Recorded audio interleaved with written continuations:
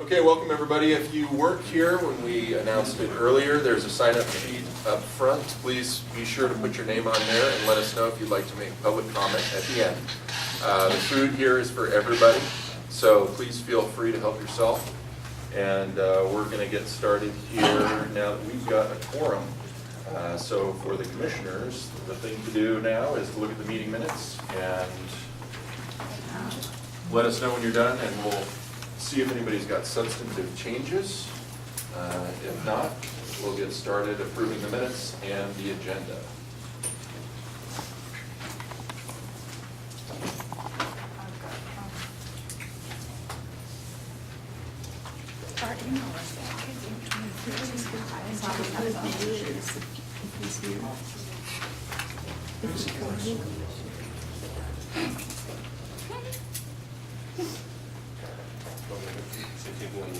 Well,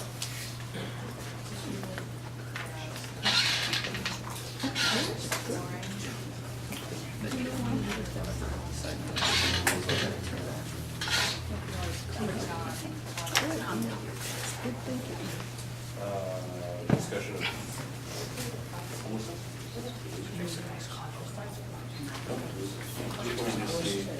I don't think we have any votes.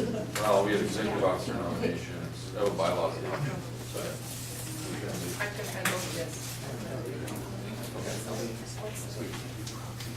we found out. Oh, So we'll see if we can squeeze it in. okay. as a community. How are you?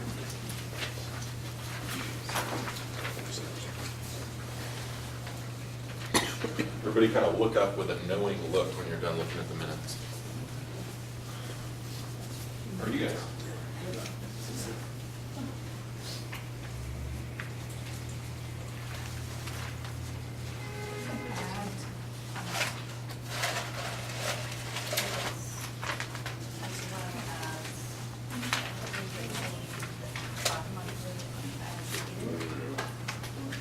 Said meet by monthly as well.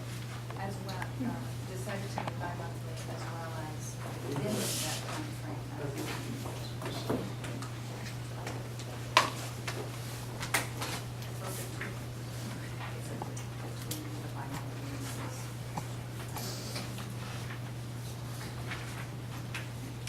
Apologies done. Can see the knowing look. In between the knowing look. Exactly, that's Good. exactly what I You realize you're gonna have to make a motion now to. want. Okay, I'll be good. So just make sure you have all of that in, and we'll do it all in one motion, okay? Jeff's got it all written down. Hey, John. We are just looking at the minutes. If you want to take a peek at them, they were the same minutes that Jeff sent out. But taking on several changes. Yeah, but you have to make a motion. So it's transparent. I don't know, I should be like. He's not a You're not commissioner. I can't make it. I forget. We're gonna start voting. All right. John, did you have a chance to look at the minutes? Yes. Jeff sent them out? And you don't have any changes? All right. Has everybody had a chance to look at the minutes? Yes. All right. Are there any motions to amend the minutes as written? Amy? Yes, I'd like to make a motion that under emerging, two changes. The first is under emerging issues. Amy sees the community forums taking on, Taking it on as a community inquiry. that's exactly right. Okay, so you're adding as a community inquiry? Uh-huh. Okay. Anything else? And on the last page under announcements, second to the last bullet, they have decided to meet bi-monthly and in between if needed. And so you're adding and in between if needed? Yes. Anything else? No. All right. Are there any other amendments to the minutes from last month? Okay. So all in favor of accepting the minutes as amended, we don't need them, she already made them. Someone needs to make a motion to. She just made them. Approve the minutes as amended. Can we get a motion to approve the minutes I as amended? motion that we approve the minutes as I amended. Second. We have a second? Any additional discussion? All in favor of approving the minutes as amended, show of hands and an aye. Aye. All opposed? Any abstentions? One abstention. Okay, minutes are approved as amended. We have our meeting agenda as well for Wednesday, September 4th, 2013, Human Rights Commission meeting. Does anybody have any suggestions for amending the agenda? Okay. So the agenda is accepted as written. This is just the agenda. Can we get a motion to approve the agenda as written? So moved. Second? All in favor? I'm sorry, who seconded? Oh. All opposed? Abstentions? Okay. Welcome, everybody, to the September monthly meeting of the Portland Human Rights Commission. My name is Kyle Bessie, I'm the chair of the commission, and we're going to introduce the commissioners, and we're going to just quickly have those in the public section introduce themselves as well. Thank you all for being here. We want you to know that we appreciate you being here. And so we'll just go around the table, starting with Commissioner Danita Fry. Hello, everybody. I'm Donita Fry, HRC Commissioner. I also chair the Community Police Relations Committee. Kyle Bessie, Commissioner. Mayra Carreola, Commissioner. John Rusey, Commissioner. Yellow Bennett, Commissioner. Linda McKinville, Commissioner. Soji Young, Commissioner. Alan Lazo, I'm a commissioner. I'm also a member of the Community and Police Relations Committee and our Housing Rights Task Force. Jeff Selby with Office of Equity and Human Rights. Amy Samara, I'm a commissioner. Mike, do you want to get us started? And we're just going to go right around the room and go ahead and jump in I'm whenever. Mike Tabor, and I'm filming with Independent Media, putting it on joeanybody.com. I'm Regina Hannon with Portland Cop Watch. Mike Withy, a homeless advocate. Jason, homeless advocate with Fat Kids Inc. Mark Rios, also a homeless advocate with Fat Kid Equal. I'm Michael Moore, I work at Sisters of the Road. Okay. And I'm Chad Stover, I'm with the mayor's office. Josh Alpert with the Mayor's Office. I am Shasta, homeless advocate and also with Fat Kids Inc. Okay. Sir, would you like to introduce yourself? Certainly, I'm Charles Johnson, activist at large, part of the 99%. Affiliated with various occupies, but not every time you hear the name. Okay. Stephen Brandkamp, homeless advocate. Okay. Zion, I'm here. Janelle volunteers human rights, homeless housing issues. My name is JJ Baylor, Marina, Nevada, also people who probably Thank you all very much for being here. And welcome. Thank you. Okay, so the first item on the agenda today is to hear from the Community Discovery Committee. Which one of you are going to speak? Okay, Myra? So we just have a quick update. We've been focusing on the Human Rights Roundtable report and putting all the information together and kind of finalizing the details. We're going to be sending it to the executive committee in the next couple of days with some recommendations that we as CDC came up with based on the information gathered at the meeting. So the intent would be for the executive committee to review it and then see, start the conversation around, these are the things that we can start implementing as HSC based on what the community said they would like to see moving forward. And then we will hope to have your feedback or counterpart comments around, okay, this is what we can do, or kind of start a negotiation around it so we can finalize the report. And then hopefully we can get some help with making it more formatted and presentable before sending it back to the people that were at the roundtable. And then we can start hopefully moving forward with some new activities from the HSC's part, kind of like as a response basically of what happened after the event. So that should be happening this week. We hope to have that report ready to go hopefully by the end of the month, but the sooner the better.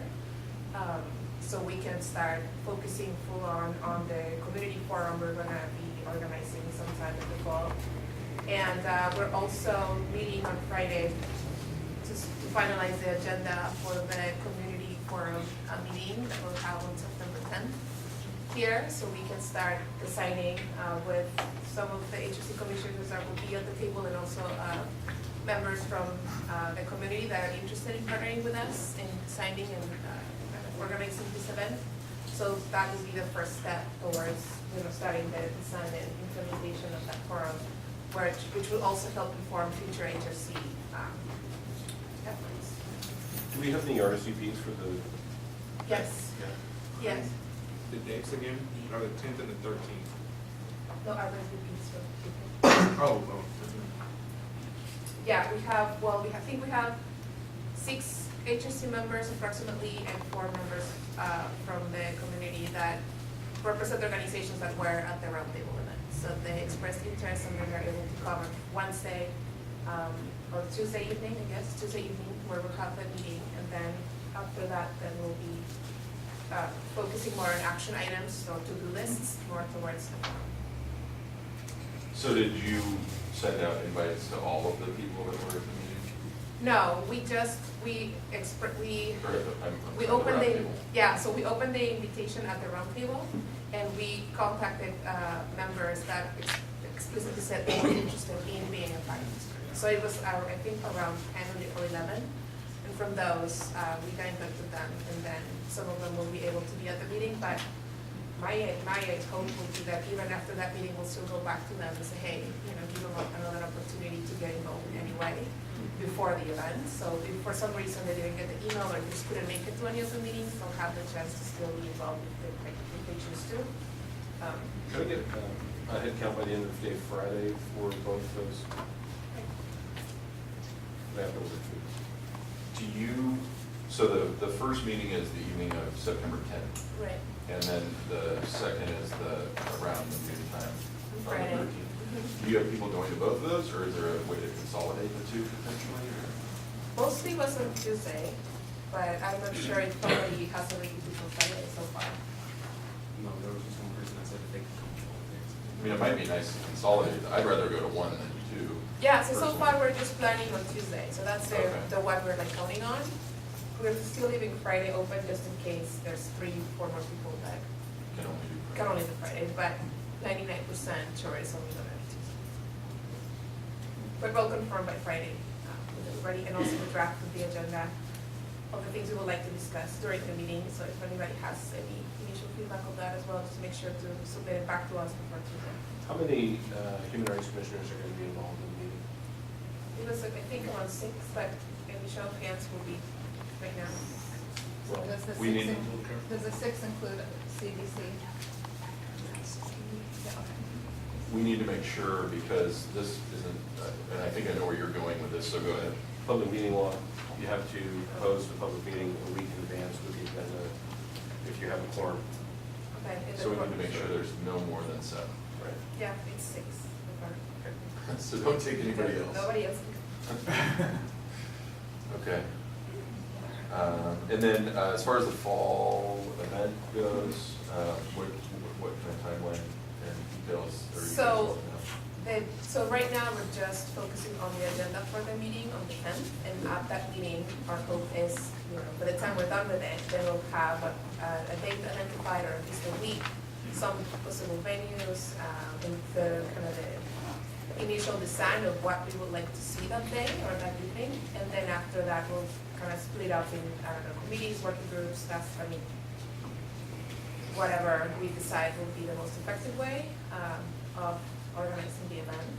So that's why it's so important to have your voice at that meeting, because that's really gonna help shape what that's gonna look like. So the meeting is sort of the launching point. Right.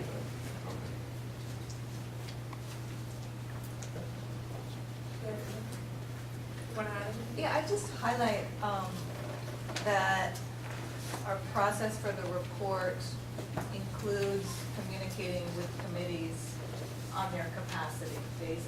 We're pretty much starting with, from our vision, from what we heard, what would be ideal, and from what we know, what little we know of capacity with committees and HRC in general. this is what would be ideal to see. But then from there, I think we would move into conversations with specific committees, those of you who know better about your capacity in different thematic areas, but before that's a finalized draft. And I think we'll also explain, I think that'll be recorded in the report with explanation about our wishes plus our capacity and other limitations and abilities. And as Amy said, since I think most of, or all of the committees are at the exec committee represented, so that's kind of the initial screening of this is all the things that we could potentially do. Then that representative from each committee can say, oh, based on what I know, this sounds realistic or not, and then we'll follow up with the conversations.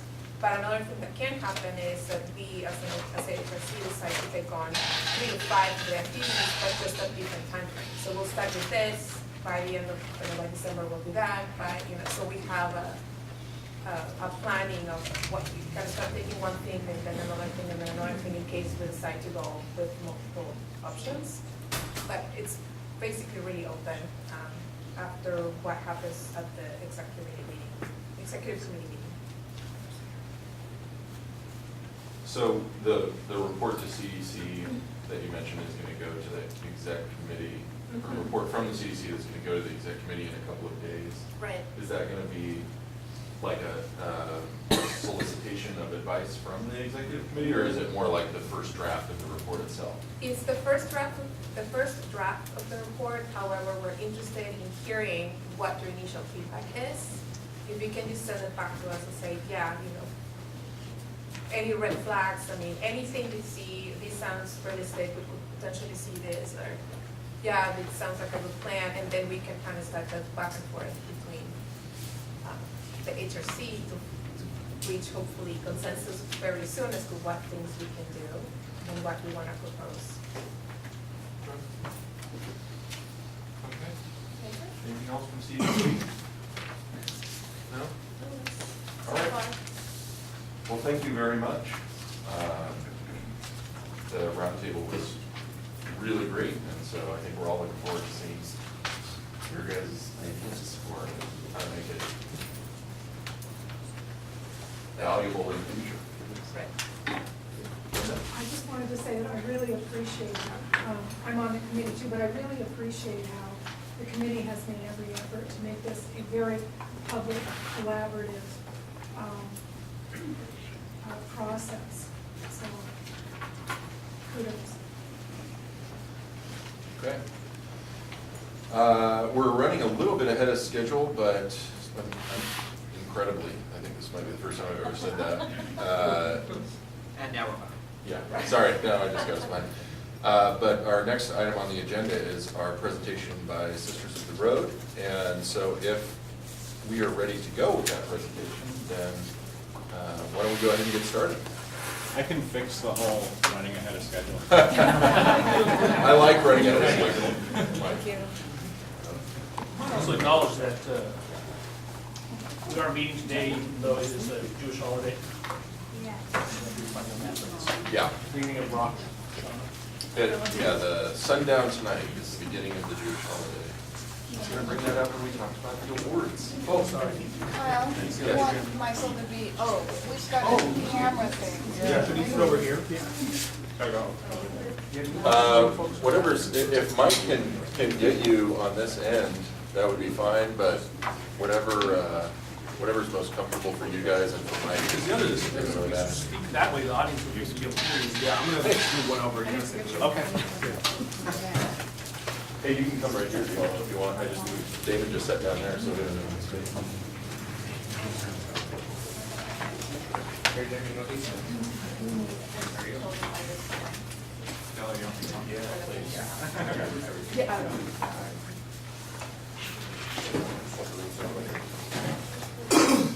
So Mike, we've got you going until, we've got you on the agenda until 5. So if you want to use that time, that's fine. If you want to leave a little time for questions, that's fine too. Yeah, what I hoped was, I wish I could say I've timed it incredibly well, but I haven't. But what I hoped was to keep it to about 20 minutes and then commentary and hopefully advice and input. And the reason for that is that this is still a work in progress. We're working on this campaign with in 2 states, and we're working on a statewide level, and all of these things are a little bit new to a lot of us who are involved. So, you know, there's been a lot of coordination efforts and trying to figure out what the best, smoothest way to move forward is. So we're still sort of working on getting a solid basis, you know, a solid sort of base to go on, and I was hoping that this group in particular, because of the mission and the background that all of you bring, would you know, possibly have some good input, advice. So the presentation I guess I would ask you to imagine one day that it will be this nice slick PowerPoint on the back, and all the talking points will be finely honed, and it'll just work like clockwork. But we're not quite there yet. So this is kind of where we are in terms of figuring out how to consolidate some information from a couple of different sources, and how to kind of put it together in a way that it makes sense and is most powerful and accomplishes the goals of our campaign.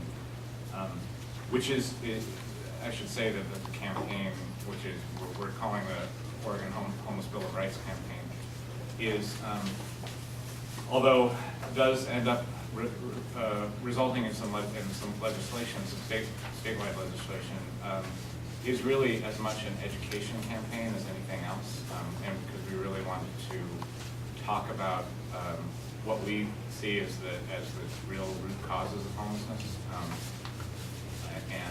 and get that information out there.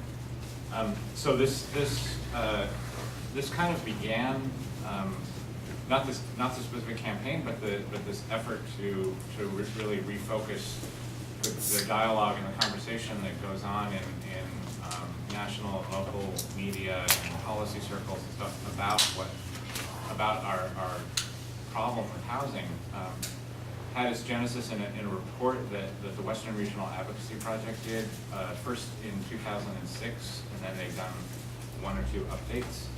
The most recent being 2010, and then we'll probably do another update maybe next year. It was called Without Housing, and it actually documents the sort of systematic defunding of affordable housing and public housing in this country since it really started in the 70s, and that led to this kind of second wave of mass homelessness that we've seen in this country, the first wave being the Depression.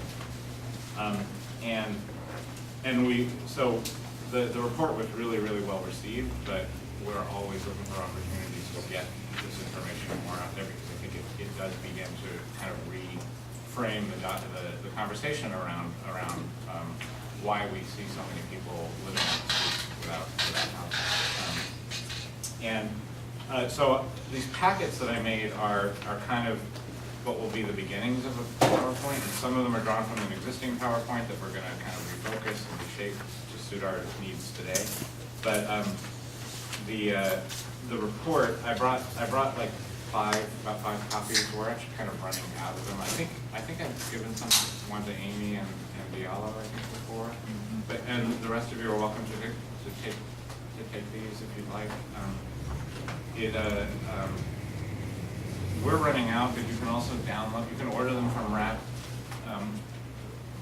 website, or you can download them just in PDF format. Jeff, I just asked that we have one on storage for the office, if you don't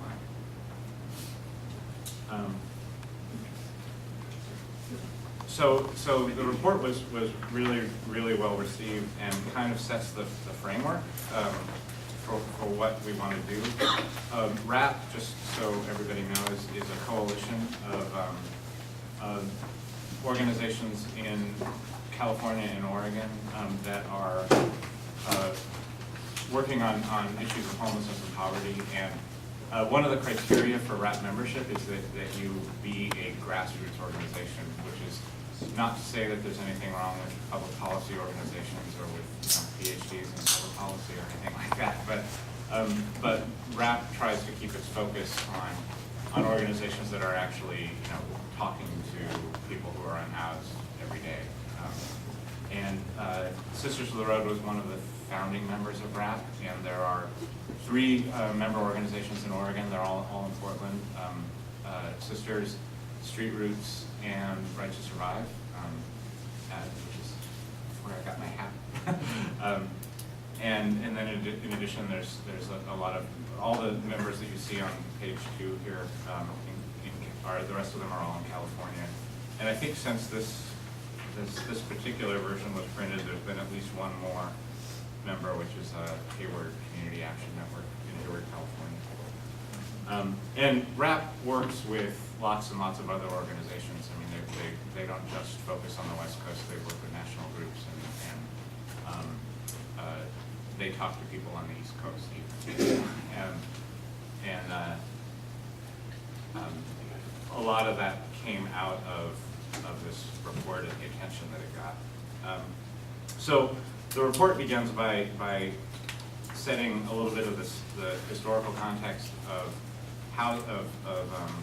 homelessness in the United States, specifically by looking at what the government's response was during the Depression, which was the Housing Act of 1937, which committed the government to remedy the unsafe and unsanitary housing conditions and acute shortage of decent, safe, and sanitary dwellings for families of lower income. That was how the government responded then. And out of that, HUD was created and funded and public housing developed. That began to change in the 1970s and then particularly pick up speed with the election of Reagan in 1980 and the kind of ascent of the sort of neoliberal agenda. So that by 1998, the original Housing Act was replaced by the Quality Housing and Work Responsibility Act, which declared that the federal government cannot, through its direct action alone, provide housing of every American or even the majority of its citizens. So essentially the federal government absolved itself of the responsibility of seeing to it that there was adequate housing for people in this country. And the result of that is the homelessness epidemic that we see today and have seen for the past years. And also through other policy decisions, the government essentially turned housing into a commodity instead of viewing housing as something that is a kind of a basic need for everybody. Housing is now treated more as an ability to turn a profit, and judged really on the basis of how well it does that. So another thing that the Quality Housing Act did was repeal the government's commitment to making a one-for-one replacement. So formerly, when public housing was lost or renovated or torn down, there was a commitment to replace it with an equivalent unit. That no longer exists, and the result is that since 1995, we've lost over 360,000 project-based Section 8 units, and housing is essentially, even low-income, affordable housing has been turned over to the private market to manage. So now, instead of there actually being public housing, instead of Section 8 being expanded or people being guaranteed housing, what you get are temporary tax credits for developers who will often get perks, like they can build, they can adjust the zoning regulations, whatever, if they agree to put in a certain number of affordable units, which are time limited. So eventually those affordable units go away, and it all becomes for profit. And the result of that, among other things, has been, you know, what we saw in the late 2000s with the housing bubble and the bursting of the housing bubble, and over 3 million foreclosures since 2008, and over 15 million vacant homes. I don't know if people have seen that cartoon that gets traded around on Facebook a lot, but it's, you know, it says how capitalism works, and it's got, you know, empty houses on one side, people who need houses on the other. And this is, you know, this is the direct result of policy decisions that have been made at the federal level, and it leaves communities, you know, with dealing with the results.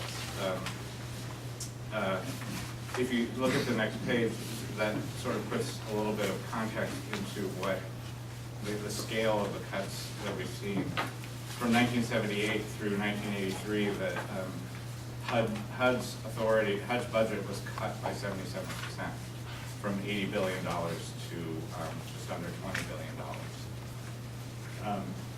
And the reason this particular graph stops at 1983 is that 1983 is when we started to see the mass openings of emergency shelters all over cities across America. There were shelters prior to that, but nowhere near the scale of what has come since 1993. By the same token, although we don't talk about this too much in Portland, rural homelessness has increased dramatically, and as a direct outcome of Section 515 programs, which is the USDA funds rural affordable housing, getting a 98% cut between 1979 and 2011. So down from, what was it, about 35. Oh, this is actually in units. Down from over 35,000 units to fewer than, I can't even tell how few that is. I have to look up those numbers. But it, you know, the graph plummets. At the same time, it is important to note that the U.S. does subsidize housing in the form of tax credits. And those subsidies have gone up over the corresponding period, while the money put into affordable housing has gone down. And there's actually one of the things I do want to do when we finish this presentation is substitute it. There's a different graph that goes back to, I think, about 1979, and it's quite dramatic how back then the amount of money that the government spent on mortgage income tax credit was down here. The amount of money that it spent on affordable housing, be it public housing or subsidies, was up here. Those graphs have it's gone like that, basically. So, and the thing about that is that that money, it's about 100. I think in 2011 it was about $104 billion. Over 75% of that subsidy goes to people who make over $100,000 a year. Because what the effect that has, and even the IMF talks about this, is raising housing prices, raising housing values, because people who can get a mortgage can afford to pay more because they get it back on their taxes. Therefore, housing goes up. Therefore, gentrification the pace of gentrification is increased, and it becomes harder and harder for people who can't get those mortgages to even get a basic shelter, access to basic shelter. So the result of all of those policy decisions have been an uptick in the number of people who are unhoused, and that has been steadily increasing. I think, as everyone here probably knows, the most recent point in time count was just released in Multnomah County last month or 2 months ago. And, you know, despite all the efforts Portland, the city of Portland and the county have put into housing people, homelessness just keeps going up. We're now, I've forgotten how many years, 8 years, I think, into the first 10-year plan to end homelessness, and we're a long way from that, obviously. And in fact, to the extent that has been now reset. And I don't think that this is something that Portland is doing wrong necessarily. I mean, Portland is one of about 344 cities that have 10-year plans to end homelessness, because that was mandated by Hope 4, which was one of the many programs that instead of actually funding HUD, instead of actually subsidizing housing, affordable housing, the government has systematically over the past 3 decades created all this sort of red tape and rigmarole and 10-year plans and different programs with different requirements and different funding streams that essentially try to mask the fact that where we used to spend over $80 billion a year on trying to make sure that there was an adequate housing supply for everybody in this country, we now spend less than $20 billion a year this is in constant dollars. So,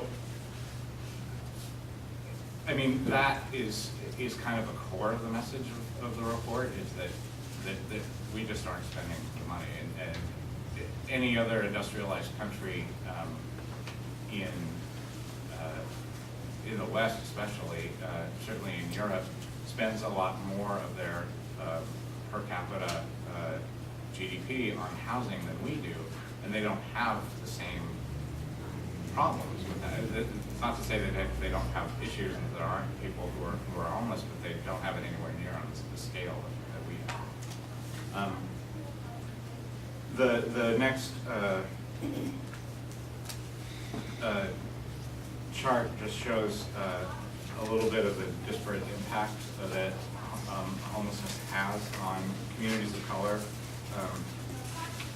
which I don't think should be surprising to anybody, because communities of color are typically at the lower end of the economic spectrum, and so they get hit harder by everything every policy that the government creates that impacts lower income people has the effect of disparately impacting communities of color.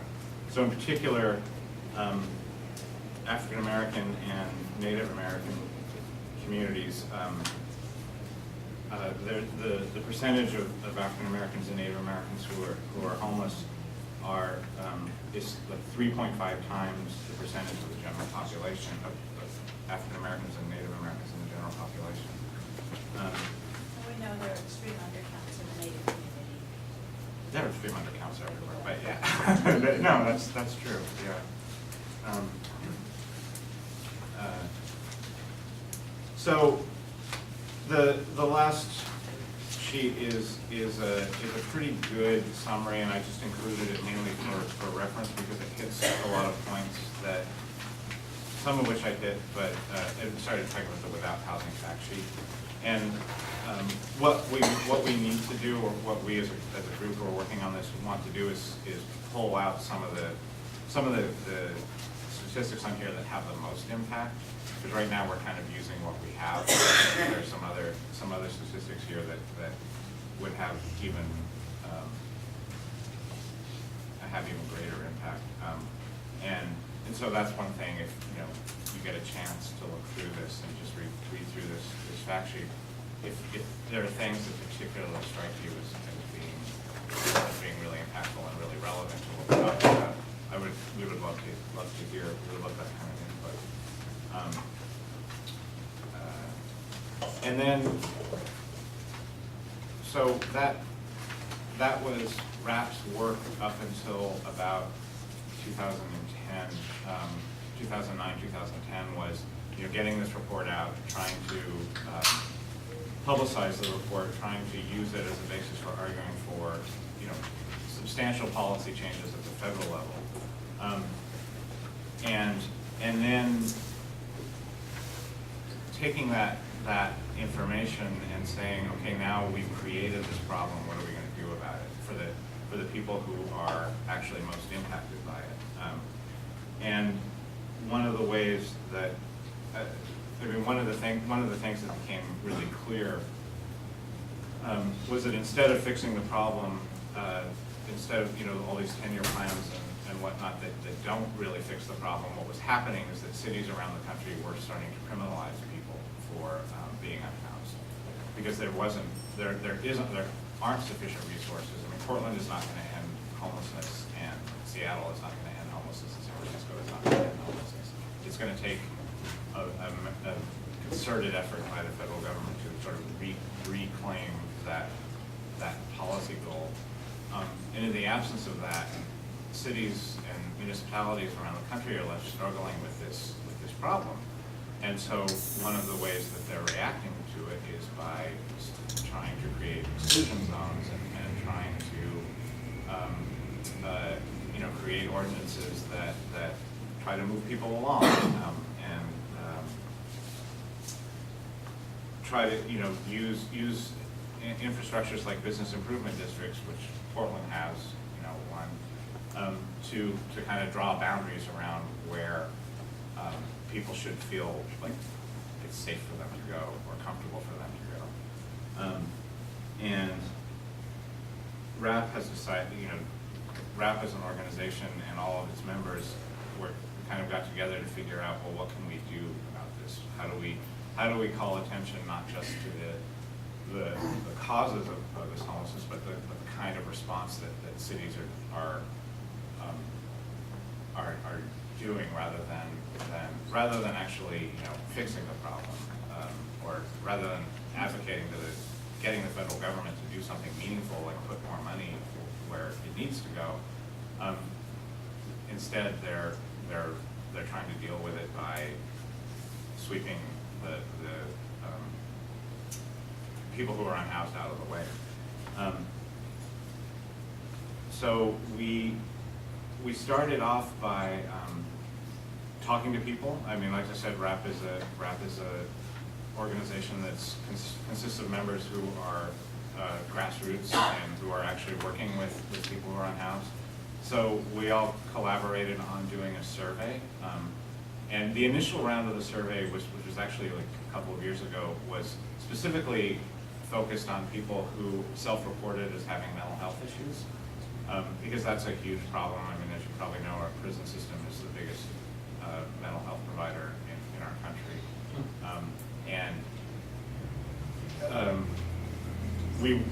RAP initially was trying to sort of call attention to how this impacts, how these laws impact not just communities of color, but also people with disabilities, and in particular people with mental health issues. But then we sort of came back and started doing more street outreach to everybody, to sort of get a picture of what people's experiences were with these kinds of laws. And Art, did you want to talk just briefly about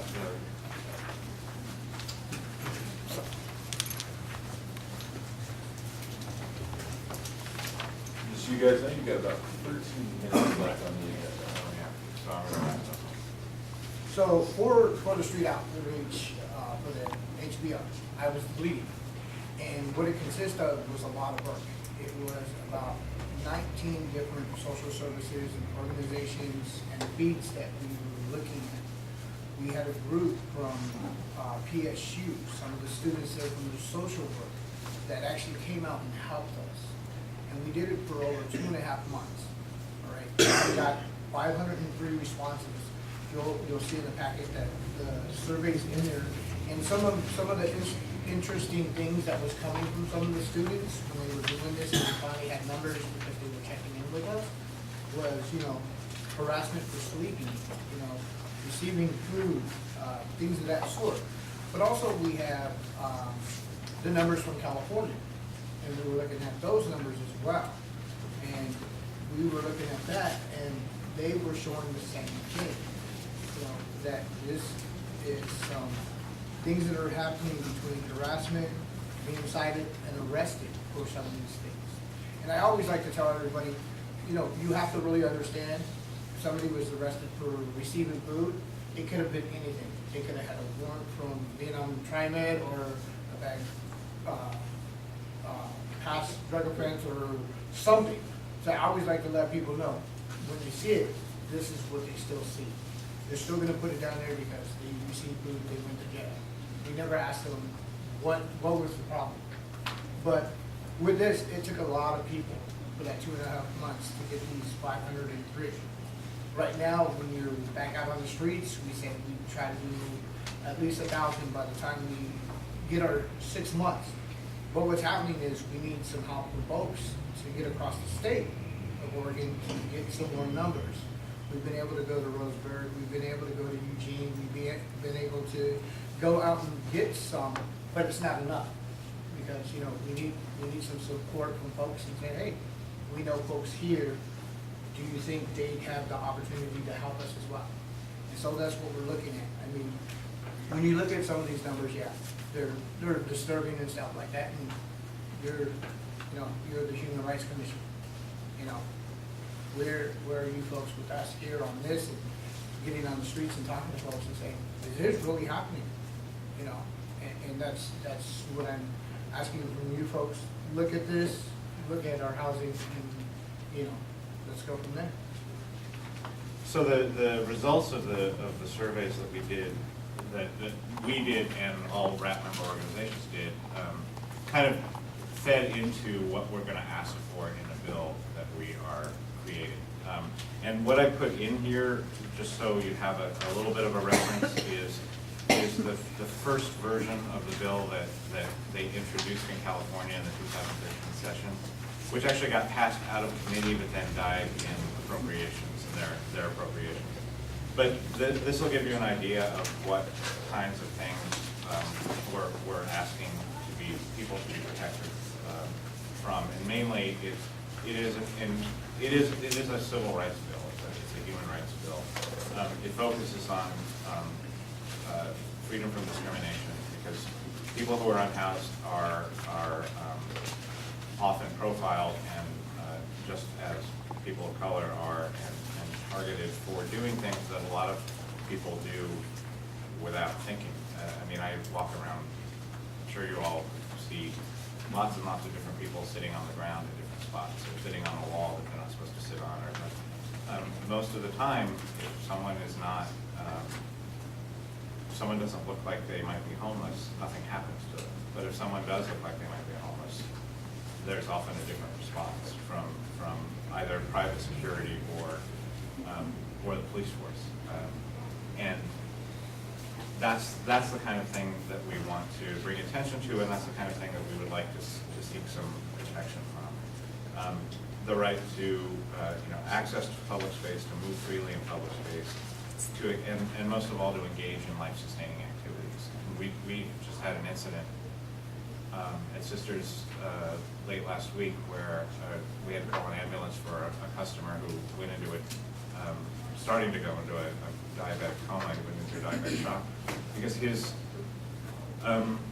insulin had been confiscated when the camp he was at had been swept, and all his property was confiscated 2 days prior to that. So this is having real impacts on people's health and their well-being, on their lives, on their, I mean, it's, in some cases, that's a pretty extreme case, but it can be life-threatening. And we need to start, moving toward coming up with solutions that don't involve treating people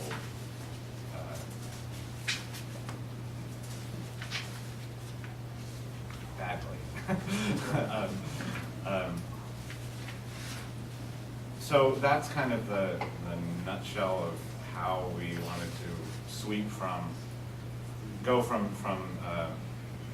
the background in what causes homelessness to what the situation is now to what kinds of response we wanted to try to make. And like I said, it's not we haven't like worked through all the kinks yet, and it's not entirely smooth, but I hope that that kind of general drift comes through. And, you know, if there's thoughts, questions, I mean, we could talk more about the bill if you want, or just in general, what you think about how we can better make those connections and how we can better kind of get that word out so that people, so that we do start to change the narrative around what's causing homelessness, that it's not, you know, it's not what you read in the Oregonian comment section, which I try not to read, but once in a while I do. Does anybody have any questions for Michael? I mean, I'm sure we could go a long time with the other 7 minutes, but I think maybe focusing on what the Human Rights Commission, what our role is in this kind of a situation, and what this organization would like to see as far as assistance in gaining access to communications with the city or otherwise. Maybe that's where we could focus a little bit, because I think there's a lot more dialogue to take place. Anybody have any questions about that? I think that is the question. I think specifically, just like Kyle said, I mean, how best might a group like this help? Well, one thing I left out a little bit. I mean, Ibrahim is here from Right to Survive, and Jason, who's sitting there with the camera, is filming. We have some of our own media that we're making. We just did a roundtable at Portland Community Media that's on cable access. And Ibrahim, Right to Survive, has a radio show that's monthly, right? Yeah, the second Wednesday. That focuses specifically on issues affecting the unhoused. And Jason is a member of a program we have that we run out of Sisters called Empowered Voices Media Project, where people are making their own films, and we work with Portland Community Media on that.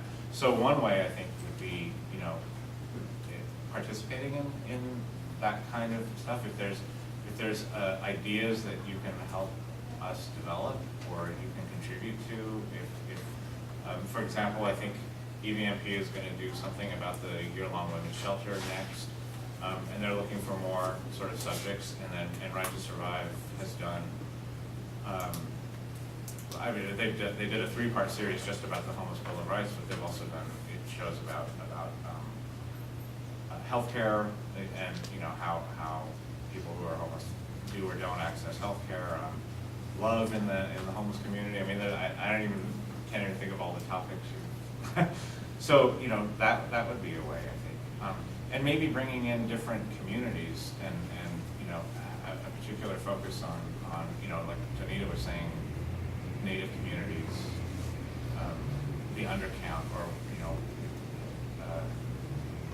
you know particular perspectives would be. I think that it would take much longer than 5 minutes to have that conversation, because I think we need to talk about like this kind of stuff. I know that the Housing Rights Task Force, which is the task force within HRC, is focusing on homelessness too. And so we are talking about it.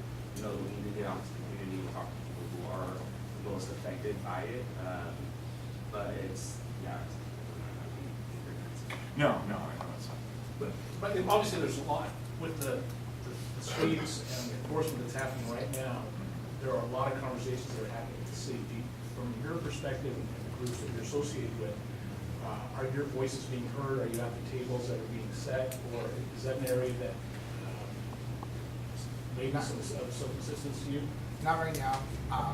There's a couple things that we put on the table and to a couple of the commissioners at City Hall and Mayor Hale. I have 7 emails to him or 9 emails for the last 7 months before he got there, and still nothing. We talked about the year-long shelter for women.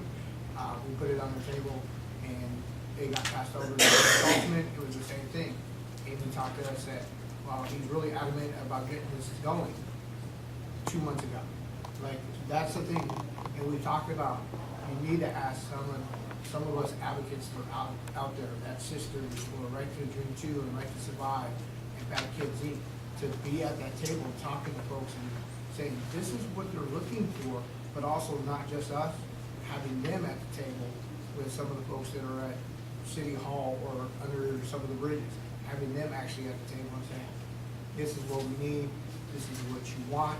We know money just came in, but it's always the same thing, administrative services. And I keep hating hearing that word because I know some agencies get extra money to help out. Why isn't that money being used for something that could be a pilot project for 6 months and see which direction it goes to? And this is coming from folks from City Hall on 6-point plans that Mike talked about today at City Hall. Little things that can be erected soon, you know, that can be erected within a month, and things are happening, and moves folks away from that because then they can say, I have somewhere to go, I have somewhere to stay. And we've been working on with, Right to Dream 2 has been working with Commissioner Fritz on this sort of relocation effort, and I don't know how much I can or should say, but there is some interest at different levels of city administration in developing that model as a way to get people out of the doorways and into areas where they actually can achieve some stability. Obviously, it's a real challenge finding space for that. There's a tremendous amount of fear and NIMBYism to deal with in that. We're actually, I think, going to meet with the Pearl District Neighborhood Association shortly. We're actually this meeting a little early just because Right to Dream 2 is moving. So that, helping out with that kind of thing. Taking the focus away from these criminalization efforts and more onto, what can we do that will solve that problem without citing people, giving them tickets, harassing them, confiscating their stuff. So we're just about out of time on the agenda for this segment. One thing I would say is, as far as participating in the events that are taking place among the homeless advocacy groups, one thing that we're trying to do on the commission is to keep track of events that are taking place among human rights groups around the city of Portland. And so we have a contact email, and it would be great to be able to keep up with you guys so that we can maintain contact. And to the extent that we can do it, we're all, as you know, volunteers and trying to hit as many spots as we can, but to the extent that we're able to do it, have representatives at those events or a representative at those events so that we're continuing the conversation with you. Yeah, and we do want to plan our own community forums as well as we're working with the HRC and with the housing on, we're coming to the thing on the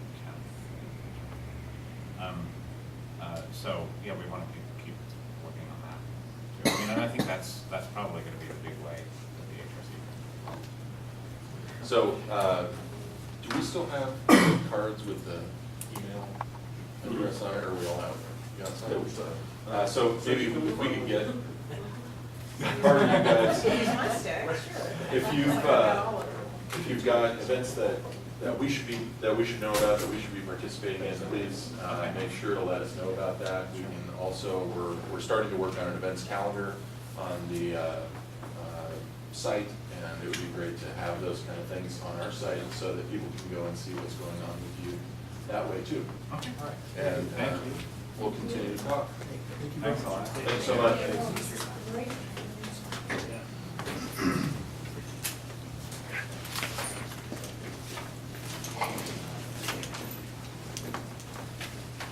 All right.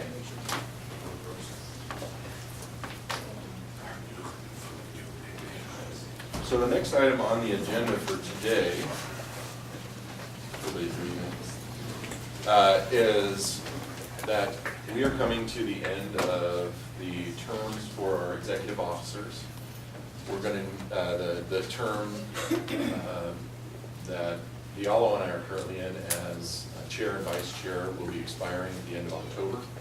And so this is the time for nominating new executive officers. So what's gonna happen is we're gonna open it up to nominations here tonight. Shouldn't take long. If somebody is nominated and they aren't interested in serving in an executive officer capacity, just go ahead and say, no thanks. But we'll open up the nominations period tonight, and it will go all the way through until the voting meeting, which will be next month. We'll vote on the new executive officers in October, and then the November meeting will be the first meeting for the new executive officers. So, with that, we're going to go ahead and open it up. If anybody has a nomination that they would like to put forward, now's the time to do it, and anybody who is nominated is free to opt out if they want to. But Although they might take time to consider it. Although you If this is can- the first time that you hear your name being nominated, it might take a second to think about, whether or not it's, you'd like to assist in leadership of the HRC. And if you have any questions about what kind of time commitment it is, or what kind of duties you can be expected to carry out, you can talk to anybody who has been in this position. Anita, Alan, and I are the last 3 chairs. Yellow is the current vice chair. I was the previous vice chair. So you don't have to decide now. You can accept the nomination now and consider it. And make a decision later. So with that, does anybody have any nominations? Yellow? I'd like to nominate Myra for vice chair. She's not there. That's not really fair. I know, I just remember. Right. And I also have one other nomination for vice chair. I'm sorry, can someone take over taking notes? I've got to take care of it first. Sure. I haven't spoken I to got her it. about it yet, but someday I think that she's awesome. And I'd like to nominate her as vice chair as well. Okay. And did you also mention, Cal, that nominations will close? Did you mention that? Close- Nominations will close. close at the next. Beginning of, Right. right before we vote. Right. So they'll be open for this next month period. So, and nominations can happen at any time during that. So, Amy, you look like you were about to say something. I'd like to nominate Malloy, Malloy for, chair. okay. Any other nominations for tonight? I'll nominate John Pursuit for chair.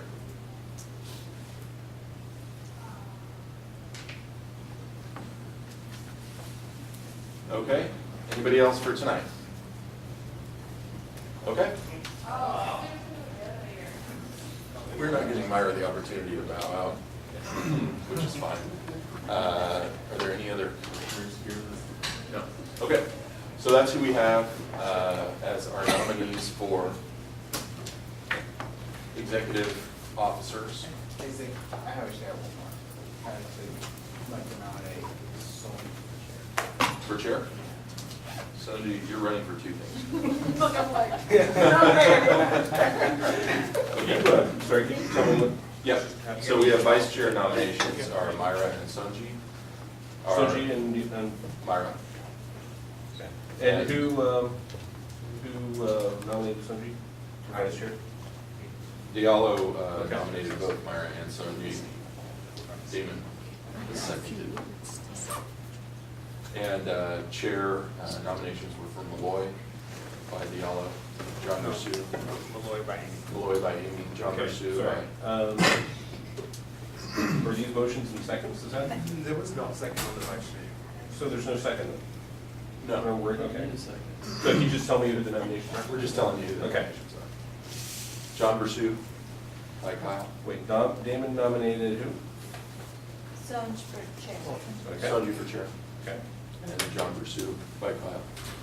Malloy by Amy. And Malloy by Amy for chair. Yes. Okay, thank you. Okay.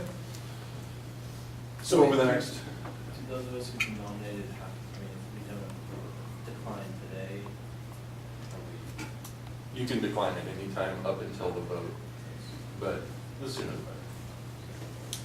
In the next month.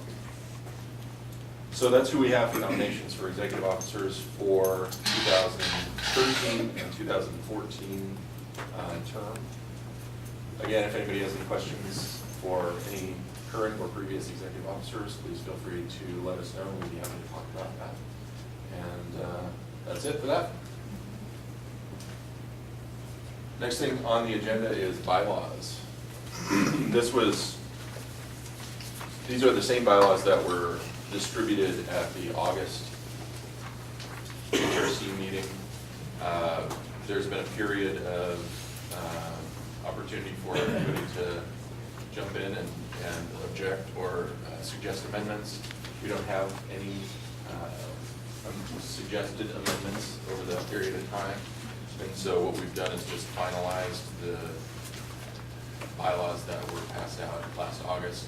I can represent that there were a couple of commas in wrong places and things like that, but there were no substantive changes between the two documents. Wait a minute, what about this provision that says Kyle shall have absolute authority at all times? That was in August. Yeah. Missed that part. Well, you should have objected. So, if people would like time to review that now, they can. These are the same ones that have been distributed a couple of times now. I guess I'm going to ask if anybody would like additional time right now to review the bylaws. Amy? Okay, just let us know when you're ready.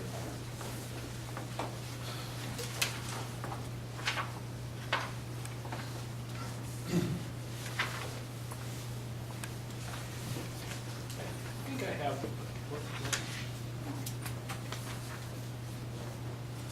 I have the strikeout version. You should have a version. Everybody got the strikeout version this afternoon too.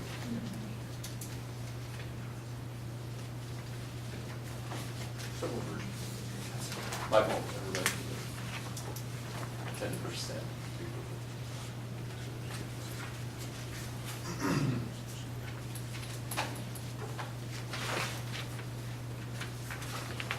We discussed Article 4, Section 9 last time. Could you say that louder? Article 4, Section 9.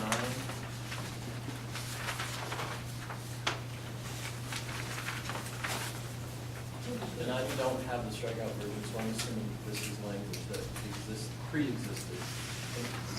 I'm going to say yes. None of It doesn't show any changes. Section 9 wasn't modified. There's, in no event shall a quorum consist of fewer than 6 members. So if you've got, this was in the original statute where we were created with a 15-member commission. And I didn't draft the statute, but my guess is that the commission will not be any less than 11 members. Okay. Is it, yeah, I mean, that was the implication. Oh, never mind, it says it in the very beginning. Up to 15 and not fewer than 11. Okay, good. Okay.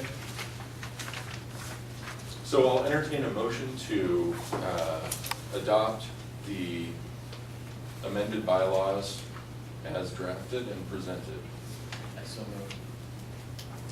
Second. Any further discussion on the bylaws? I will say that one of the things we talked about, if there are, so a lot of these were administrative changes that we made to reflect our current kind of status right now, or state that we're in. If there are other things, kind of like you brought away, that's not one that would change, but if there are other things that we want to change about the way we do business, those could come forward in another phase of this. So this isn't the end of bylaws amendments. In fact, the bylaws state how we can amend these. So if there are things that folks feel like moving forward that we need to change substantively about the way we actually do business that aren't reflected here, then please do bring those forward in the future. Yeah, not so fluid that, they are the basis of how we operate, but there may be things that aren't accurately reflected here about the way we want to or are doing business. So keep that in mind as we move forward. This is not the end of Any other discussion? Okay, all in favor of adopting the bylaws as presented? An aye and a show of hands. Aye. All opposed? Any abstentions? Okay, bylaws are adopted as of September 4th, 2013. Jen. I see. I know. So Kyle will sign all our copies. With all the different pens. We'll send a few versions out tomorrow. Right, we'll send it gold embossed. Okay. The next thing on the agenda for tonight is the creation of the Communications Committee. This was a committee that was created back after the strategic plan took effect, and Christine was the chair. Christine created the communications protocols that we've looked at a number of times, and I think anybody who was on the communications committee or who sat in those meetings will probably remember that the conclusion was reached that we had more of a communications plan and there was less need for a communications committee. Since that time, and since Christine has gone, Alan has developed the Human Rights Commission work plan, and we have had further discussions about trying to streamline and create process for the communications for the HRC. And so we think that it is necessary to create reestablish the communications committee. And so what I am proposing, and what I think the executive committee would be proposing, is that the communications committee be created tonight, and that we take a volunteer for the chair of the committee, if we can get one, and volunteers to participate in the committee. And so what we need to do is vote on the creation of the committee. Committees can be created by a majority vote according to our bylaws, which we just adopted. And as is our regular practice, we can have the chair and members of the committee volunteer to do that. So, does anybody want to have a discussion about that? I just want to suggest something, that we clarify something. The communications work, which you're calling protocol, as well as what Ashley and I began, have been collapsed of sorts. And so I think that last document that was sent out, there was action process in the same staple document as a communication. So I just want to be clear, what of that is a communications committee going to be in charge of versus the action piece of it? I'm assuming that it's separate, that we're talking communication, that's the strict sense of communication. They will not be charged with making full decisions or recommendations for the general action process. I think that's Right. accurate. I think one of the reasons that we figured out that the communications committee is necessary is to go through that separate document, those separate communications protocols, and really bring those into line with the practices. And then the action process model is something that is going to live, I think, more in the executive committee and just be a guide. It's not a bylaw, and neither of them are really bylaws. But I think that you're right, they will be separate. The communications protocols will live with the communications committee, and the communications committee is going to be responsible for the action process model. Does that sound accurate to anybody else who's participated in all these conversations? Yeah.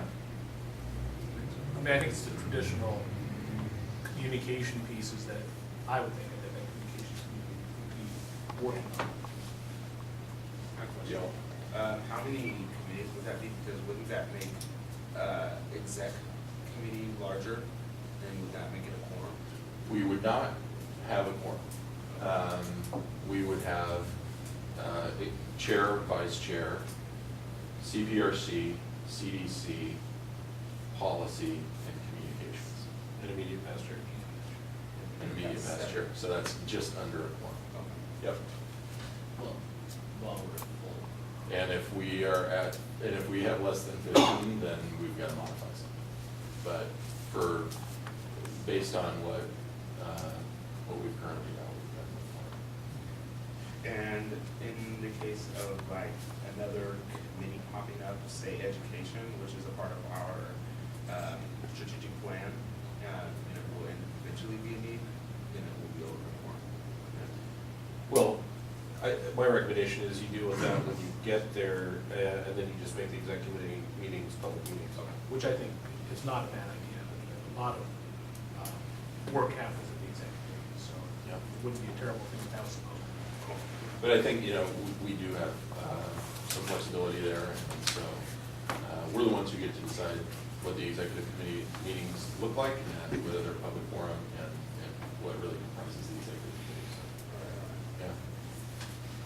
That's a good thing to bring up. Yeah, absolutely. Okay, so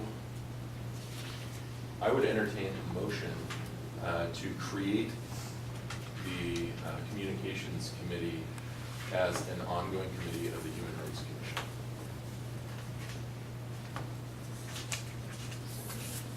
So moved. Second? I'm sorry, who? Soji? Okay. Second. Any further discussion about the creation of the Communications Committee? Is that what it's be called? Yes, Well, the committee decided. that's what it's going to be called. All right, all in favor, show of hands, and an aye. Aye. Any opposed? Abstentions? Okay. The Communications Committee is now an ongoing committee of the Human Rights Commission. So the next order of business is to staff, or I guess populate the Communications Committee. Do we have a volunteer for a chair? John's going to chair the Communications Committee. Anybody that wants to arm wrestle John for the chairmanship of the Communications Committee? Nope. All right, John, thank you very much. Depending on the next discussion, you could be the committee. Right. And I think that it will probably be just a given that the chair of the commission will be on the Communications Committee. But the next chair gets to decide whether they will be, but I will volunteer to be a member of the Communications Committee. So do you think does anybody else want to volunteer right now to be a member? Can we talk about the responsibilities, what will happen in communications? Can't at the first meeting, volunteer. And this is not the last chance for commissioners to join the committee. You can join that. So it's, But I guess at this time, I think a good practice would be for whoever is going to volunteer to talk to John after the meeting and try to establish the first meeting of the Communications Committee. And then John will be responsible for carrying that out. Do you think you'd want to send out when that first meeting is, if there are others that might be interested in coming and? Yeah, I'll send it to Jeff. Jeff, send all commissioners with an invite for everybody, and then we'll draft some bullet points of what the committee will undertake over the next year, so that you can inform your decision. Thank you, John. Okay. All right. So the next order of business for us tonight is to discuss the Emily Gottfried Human Rights Awards. I think this is an appropriate time to mention, I guess, Alan already mentioned it, but the Jewish holidays are starting today, or tonight at sundown, which is why Sam's not with us. And so I know that Emily would be observing the Rosh Hashanah, which begins at midnight tonight, and so it's a good time to discuss the Emily G. Gottfried Human Rights Awards now. She would not have let us meet today. What's that? She would not have let us meet today. No, well, she would have called for early adjournment. So, as you all know, Emily was responsible really, I think primarily for championing the recreation of the Human Rights Awards last December, and with a lot of help, put on a great event. And Diallo is responsible as our vice chair for making sure that that event is going to continue. Do you want to talk at all about? Right what's going now, on? we haven't met officially as a group for the Emily Godfrey Human Rights Award, but we are trying to get potential speakers, so if there are ideas for people who want to come, or if you guys would like to speak at this event, shoot them our way. I know there was a couple that were shared during like an exec meeting, but we just want to get as many, so we'll make a decision on that afterward. So your working committee is executive committee on that right now, is that? Well, no, it's the only people that are part of that working committee is Alan and Kyle, so we talk about it in exec. So yeah, so we talk about it during exec because we already meet Jeff. And Jeff. And Jeff. No, I agree, said that in the notes. But that doesn't mean that everybody isn't welcome to join and Right. encouraged to join. Right. And We should probably set a separate time, seeing as we only have 2 more months, or 3 months to go to Really briefly, for those of us who haven't been to this before, can you explain the nomination process, how it works? So, at this meeting, we're going to begin a 3-week nominations period. So there are 3 awards that are given out at the awards. The first is the Lifetime Achievement Award, second is the Group Award, and the third is the Emerging Leader Award. Group or organization? Organization, right. When we voted to change the name of the HRC Human Rights Awards to the Emily G. Godfrey Human Rights Awards, we also voted to award the Lifetime Achievement Award to Emily. And so she's going to be the recipient of the Lifetime Achievement Award this year, and we're working on getting her family there to accept the award on her behalf. And so that's an entirely appropriate award for her. I think anybody who knows her or follows her work knows that she's well deserving of that. So what we need are nominees for the Emerging Leader and the Group or Organization Award.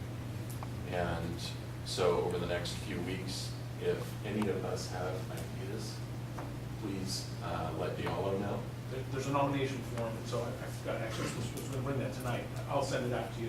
It asks for the reason you're nominating, those kinds of things. And it's also a public nomination, so we will actually publicize that we have this award, and we will ask folks to provide nominations also, so that period is open. What do you say? It's opening tonight and ending 3 weeks from. 3 weeks from today. And the reason we're doing that is we want to make sure that everybody's got a lot of lead time, and the actual award ceremony will be December 5th. And Jeff, can you give us the details? We have December 5th confirmed in Northwest Nashville, same venue as last year. They have offered to provide not only the venue, but also the catering for lunch. So I'm working with them on taking so 3 people. So it's huge, big, huge thing. Last year's speaker was Ellen Rosenblum, right after she was appointed or elected Attorney General. So that was great. We're working on speakers. So in addition to nominations, as Diallo said, we're also looking for keynote speakers. And the date is chosen, last year was actually held on International Human Rights Day, which is December 10th each year, and so we try to have it around that time. The city has a proclamation that comes out that names it Human Rights Week, the week of the 10th, and so that's why the award is the time that it is. Does anybody have any questions? I just wanted to add a note that we make sure that nomination form goes out to the invitees to the roundtable session we have, so. Yeah, we should work on It's this. a partner organization. Is there an actual form already? Yeah, I need to update it for. Okay. And so the nominations are open through, I'm sorry, when again? It's 3 weeks from today, so Okay. let's see. September 25th. So if I'm remembering the process correctly, those nominations will be open until the 25th. The committee that is formed to work on the Emily G. Godfrey Human Rights Award will meet to go through and select from the nominations to bring forward candidates for the 2 remaining awards to be approved by the HRC at that October meeting. That's why the timeline is the way it is. So those folks, that's at the point it will become public, who has been chosen for the awards. Those folks will be nominated so that we can be sure they're available on December 5th. That's the process of choosing the recipients of the awards. And yeah, it looks like we have time on the agenda. Are you interested in spending some time getting suggestions for keynote speakers as a group, or? We do have a lot of public comment, just. Yeah. I would But just ask if we could get some kind of specifications about the speaker, that'd be great. If you want some topic area, do we have a per diem for them? we do not have a per diem for them. But I think that, I mean, what we're going for is somebody who would be appropriate to be given a human rights award. So it's a pretty broad category. But I don't think we need to get too specific about it. Like, there's not gonna be a theme for this year, I guess. It's not like, you know, a civil rights theme or something like that. But it's human rights in general. What was it last year? Who was the speaker? Was there a theme last year? No. Okay. You know, there have been some big pieces that have happened, you know, very recently about the Supreme Court that was then civil rights related. Well, I was just thinking it was the 50th anniversary. It was also, that's good too, yeah. That's the only reason we asked. And the UN actually does have a theme each year for Human Rights Day, International Human Rights Day, but it doesn't come out until like the end of November, so we won't know what it is in time to arrange our agenda around it.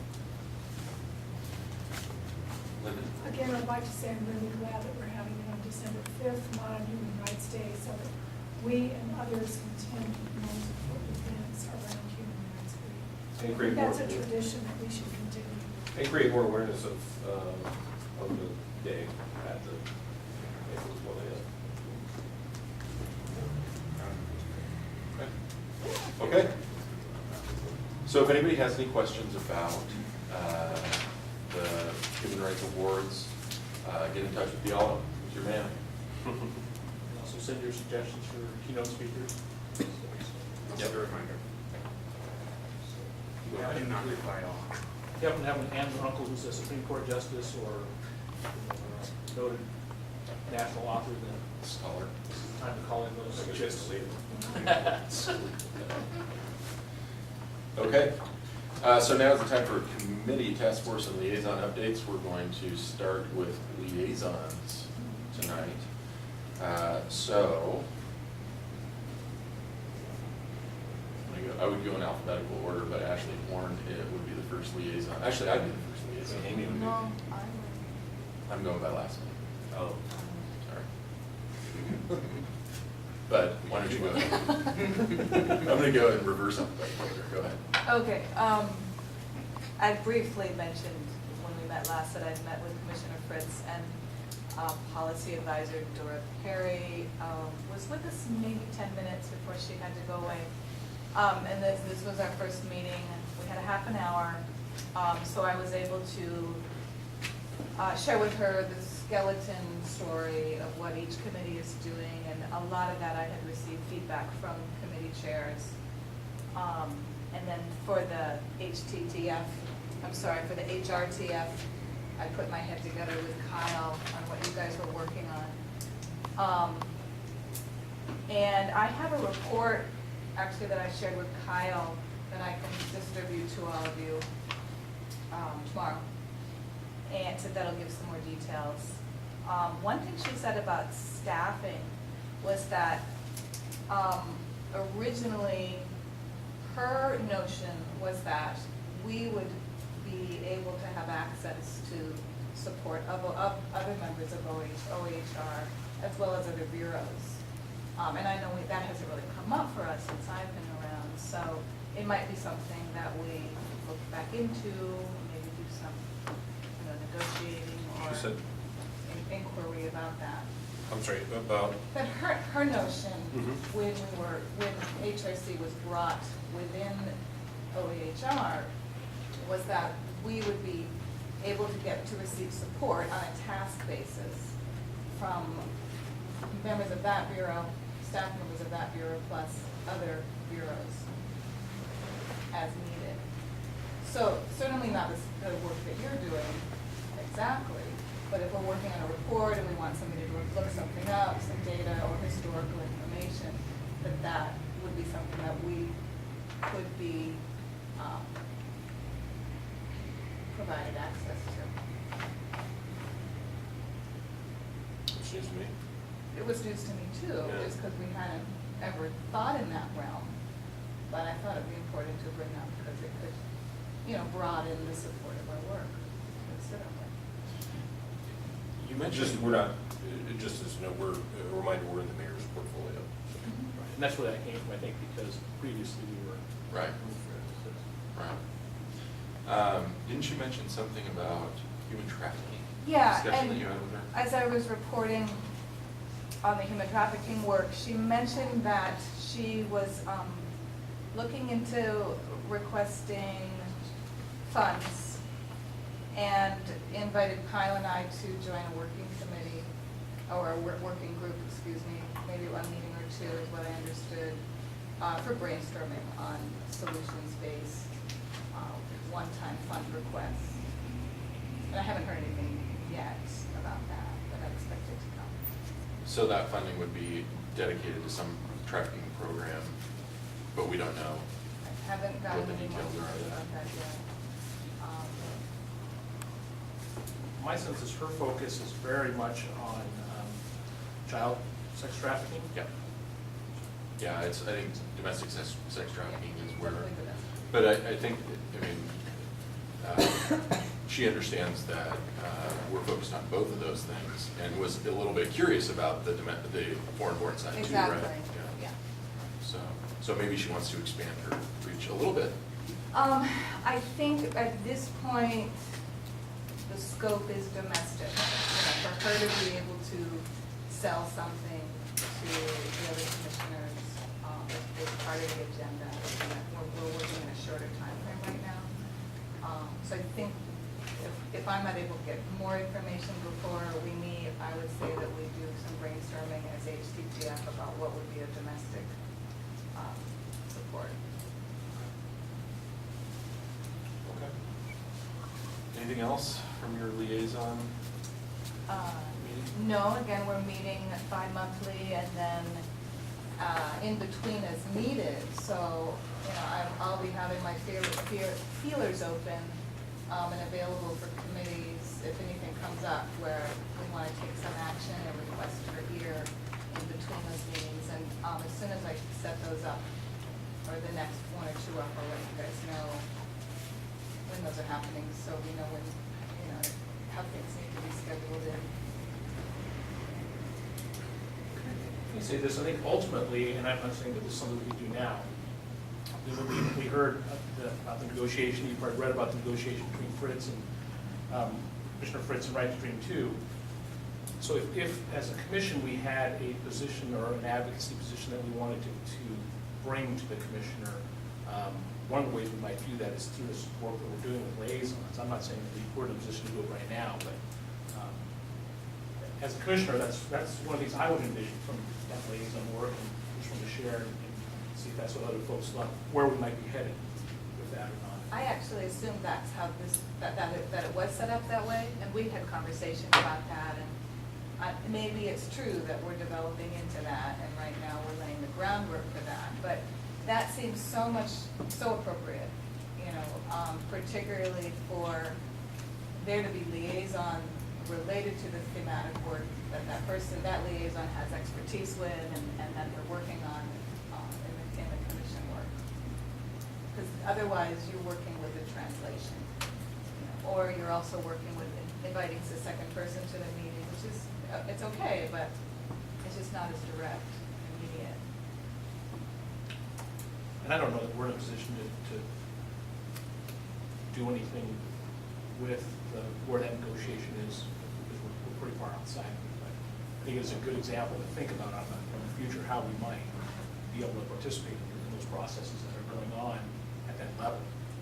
Well, and certainly there's, you know, there's a solution, if you come in with a solutions-based orientation, you know, everybody's looking for a solution, or an array of solutions. And I think that's particularly where we can get good with, strong with, particularly as we're communicating with organizations more and more. So it doesn't have to be that strict negotiation, you know, the pull and tug, though I hope that it will be one day, and that will be expected, and that relationship is, you know, at high diplomacy and understood. But that's what I would like to see us move towards, is that we're a body that is bringing in new solutions based on the information that we're getting and are putting our heads together. Okay, thank you.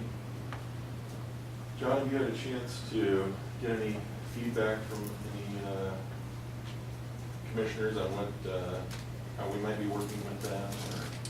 So I haven't met with Commissioner Fish's office, but he's been out for most of August. But I did meet with Stacy at Commissioner Saltzman office, and we just basically had the same initial conversation, laying the groundwork for what we wanted out of the relationship and how we can open communication, but nothing more tangible. And Ashley hasn't been able to meet with Commissioner Novick yet, so we're still working on that, but I can tell you that Ashley and I did meet with Mark Pellegrino from the Office of Government Relations last Friday, and that was a great conversation. Really just discussing how we can continue to communicate with that office and to interface with them as our legislative agenda goes forward. One thing that we need to do is to interface with the legislative liaison in the Office of Equity and Human Rights. Jeff, do you know who that is? It's by Judith. Pardon me? It's Judith. Is Judith the Policy. legislative liaison? Yeah, she's our policy person. Okay. And to discuss with Judith how we might actually work in concert with her on equity issues that are going through the Office of Relations. So that was great, and I know Ashley's going to be taking off with that relationship with Martha going forward. So that was good. I had an opportunity to meet with Josh Alpert, and I told Josh that we supported the VOS requests, and I know that the mayor's office is taking that request seriously and is looking into how they might help VOS. I think that it sounds like the donation of land is probably going to be a hard sell for VOS for a lot of reasons, but I told him that, you know, as the Human Rights Commission, from the human rights perspective, we support that, and that we also support the mayor's office and the city doing everything they can to try to create a space for VOS and for the Workers' Rights Center that is a permanent space and where they can continue to do the good work that they're doing. And it sounds like that's something that the mayor's in favor of, maybe in a different form than the aspirational goal that VOS currently has, but I think that conversation is probably continuing. I think that's probably all I have to report.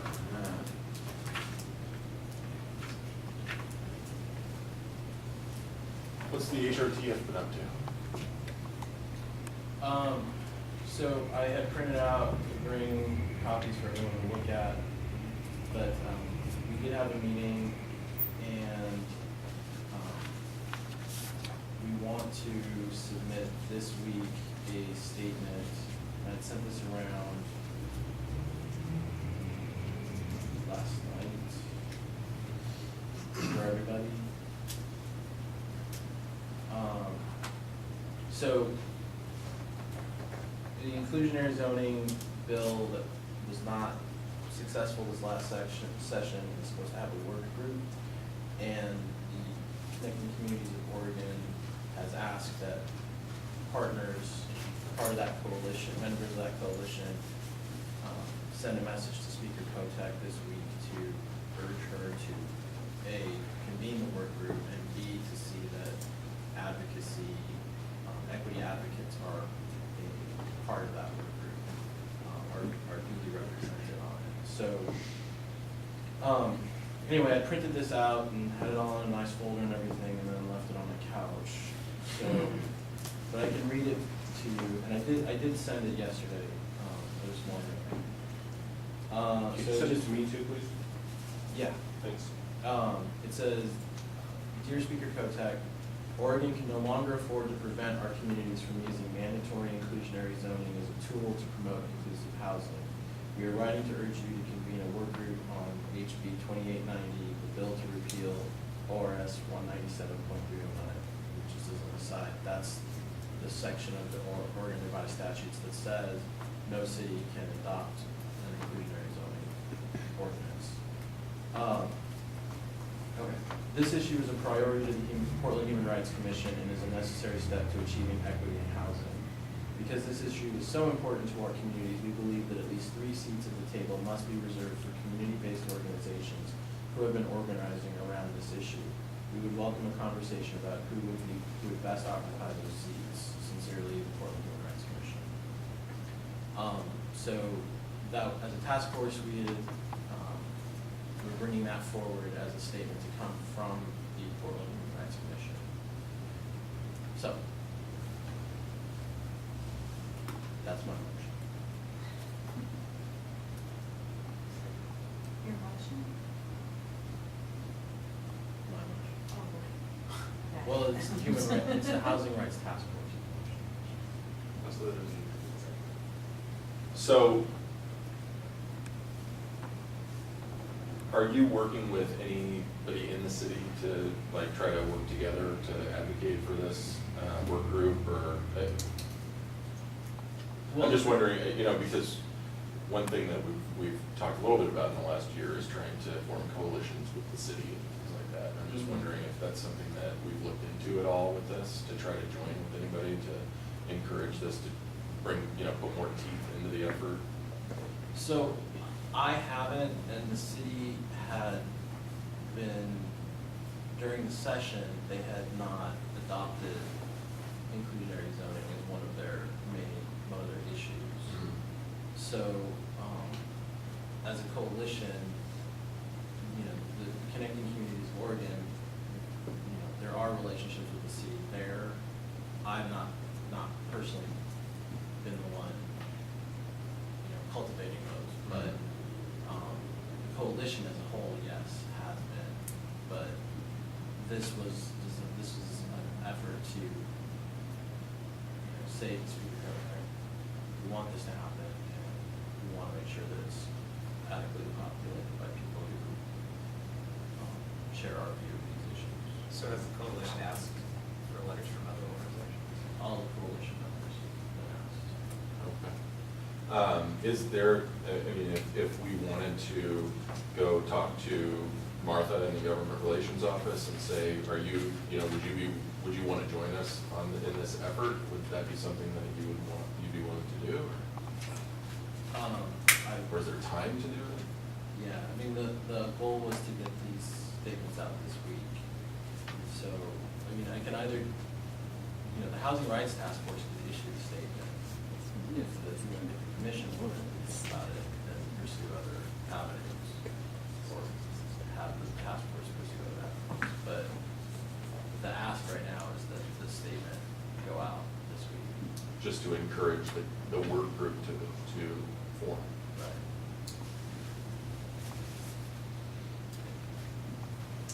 And I actually don't think the Housing Rights Task Force can just do it on their own behalf, since you're a task force of the commission.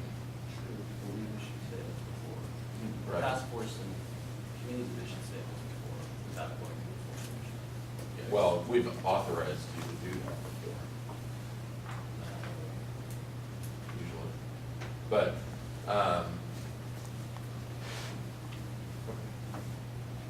I've got the information I need. Any other discussion about Malloy's motion? No? So would you tell us your motion again? So, the motion would be for the, can we read the statement again? No. Well, unless somebody else wants to hear it. But just to, For the Human Rights Commission to issue a statement to, or a communication to Speaker Kotak, urging her to form the work group around inclusionary zoning and to see that it is adequately populated with people who, so from community-based organizations who can organize around this issue. we have a second for the motion? A second. Okay. Well, Diallo seconded. Oh, we did? Oh, I didn't hear. Sorry. I didn't know we needed to, because I thought it was coming from the. They use, I think technically we don't, Oh, Let's go with the second from it's the. coming from lawyers or coming from the task force?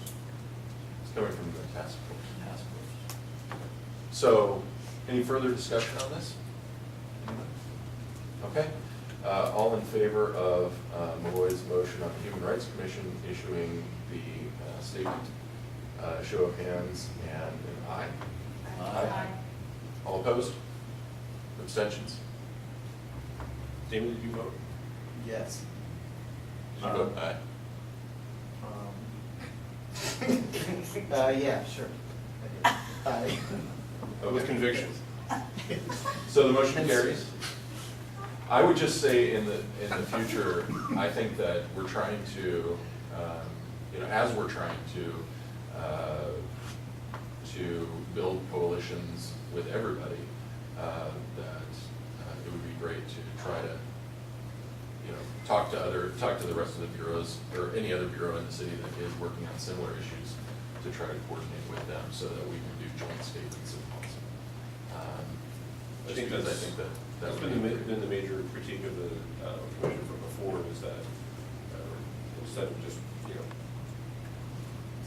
trying to spearhead it all the time, trying to see who else is doing work and building coalition around it, so. And I think there's nothing wrong with doing that. If we go to other bureaus and they don't want to do that, and we disagree with them, then we can go forward on our own. But I think it is a good idea to try to build coalition, try to take a team approach if we can. And I think that that's fine when time allows for it. Sure. Yeah, I just voted for your. No, I'm just saying in general, because one of the experiences I've had, not necessarily on the Human Rights Commission, but in other aspects, is that process of go talk to this person, now go talk to this person, is simply just a delay tactic. And all it does is squelch the effort that's being tried, that you're trying to bring forward. And I don't want us to fall victim to that. I totally agree with you. But I guess I'm just saying if we can make the effort, Yeah. and see how it goes, that would be a way to And I think align ourselves. I think that, if the work group gets formed and we do get asked, okay, Portland Human Rights Commission, who do you think, should be on this? Then we should have more deliberation about that. Great. All right. So, Anita, would you like to update us on CPRC? Certainly. I was not here in August to report out on our July meeting, and I didn't see it reflected in the meetings in the minutes, but the Portland Police Bureau staff presented a draft of the traffic stops data at our July meeting. So August, we had a follow-up discussion on that information. And it was presented to the entire committee to provide feedback or recommendations about what might enhance that data that's available, or what was missing, or how to make a better report. And so we're contemplating, I think we're going to be voting this month on the formation of a committee to move work forward around that data, to make it living in the community rather than a document that sits on a shelf. And so that's an action that will be moving forward. However, September's meeting is going to be held out in the community to honor National Hispanic American Heritage Month. So we'll be meeting at Scott School. I believe that's going to be confirmed. However, lady's sick. For September, with outreach being conducted in the Hispanic Latino community, with the intention of hosting a community conversation to gather information around some priority issues for the community, domestic violence, gang involvement, and immigration issues, to inform our work and also continue to strengthen relationships within the community. And I'm looking forward to that opportunity. All of you are invited to attend and listen and observe of the information that's being shared. And then I think that the traffic stop data will be disseminated to the broader community soon, within an upcoming month. That's all I have to report. Anything else from the other two committee members? If you're not familiar with traffic stop data, I think one of the criticisms of traffic stop data by Portland Police Bureau for the community is that it can show disparities in stops communities of color. So that's why traffic stop data is talked about. That, for instance, higher percentage of African Americans are stopped than the general population, kind of similar to what the statistics you see around homelessness. So that's why it's part of the discussion and an important piece. But there are also a few other factors that need to be taken into account that other than just the raw data around who's being stopped. So that's the work that continues. We have another working group within the CPRC committee structure that's been focusing on curriculum to enhance awareness within the Portland Police Bureau about where incidents of racism or unintentional impacts of racism that exist within the culture of the Police Bureau or within how trainings are presented. Perhaps we might be missing opportunity, perhaps we're missing opportunity to build that skill within our diverse police report. So the subcommittee has been working with a consultant who has had some success within the prosecuting attorney's office. Is that where Carl Goodman's from? Or Carl?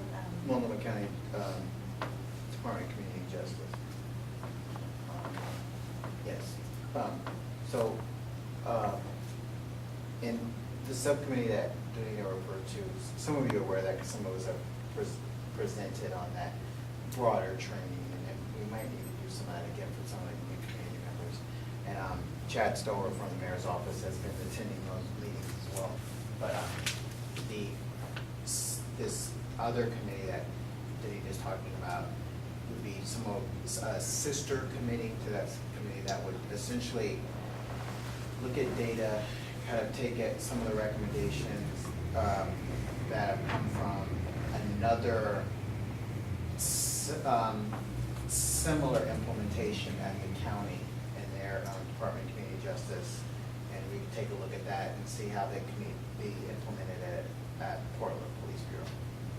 So your CPRC is quite busy.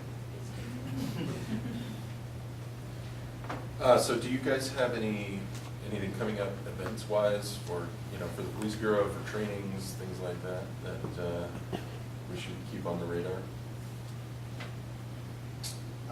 Not public. You just so you're all aware, we the first round of training, as some of you know, happened last December with command training, and we're moving forward on the second round in the first week of November for the sergeants. That'll be approximately 134 sergeants. So that's fully the training that's been designed by the CPRC. I see.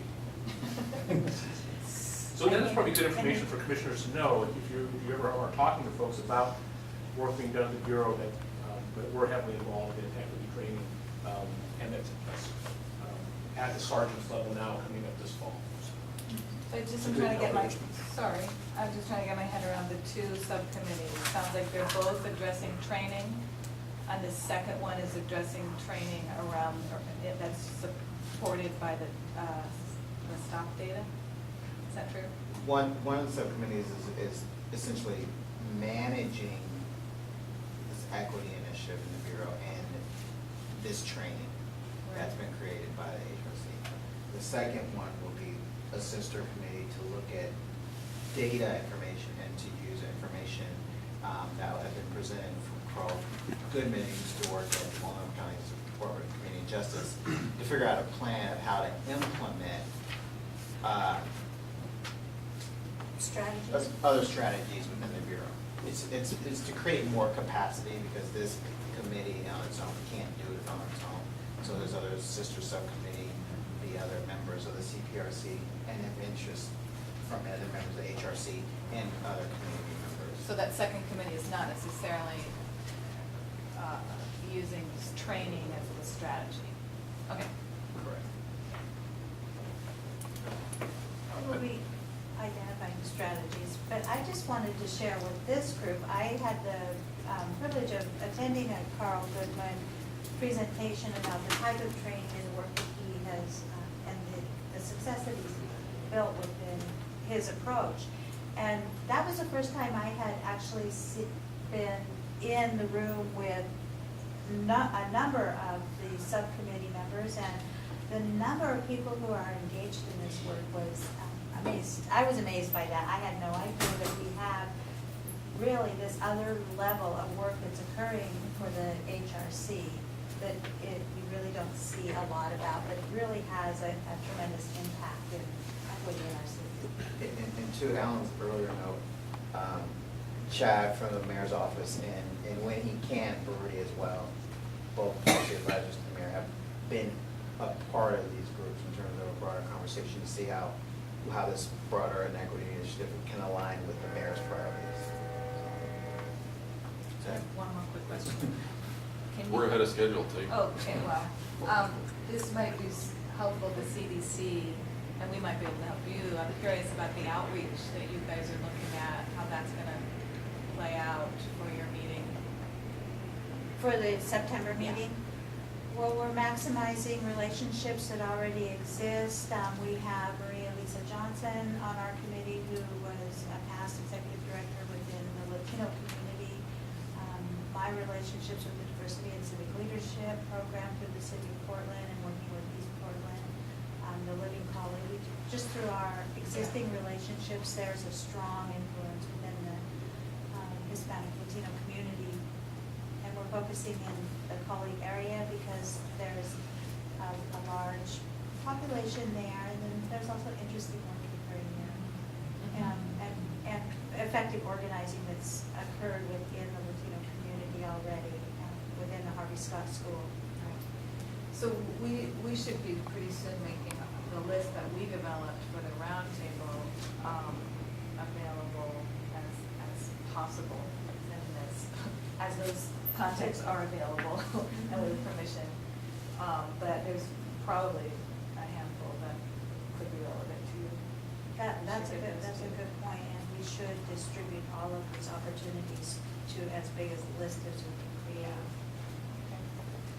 So in November, we'll be at the Native American Youth and Family Center in celebration of Native Heritage Month, and then in February, we'll be at the America's Club for, in our effort to be out into the community. Good job. We need to work on that. As we get through our slog of process, we will be getting out into the community a little bit more. Okay, is there anything else from the CPRC?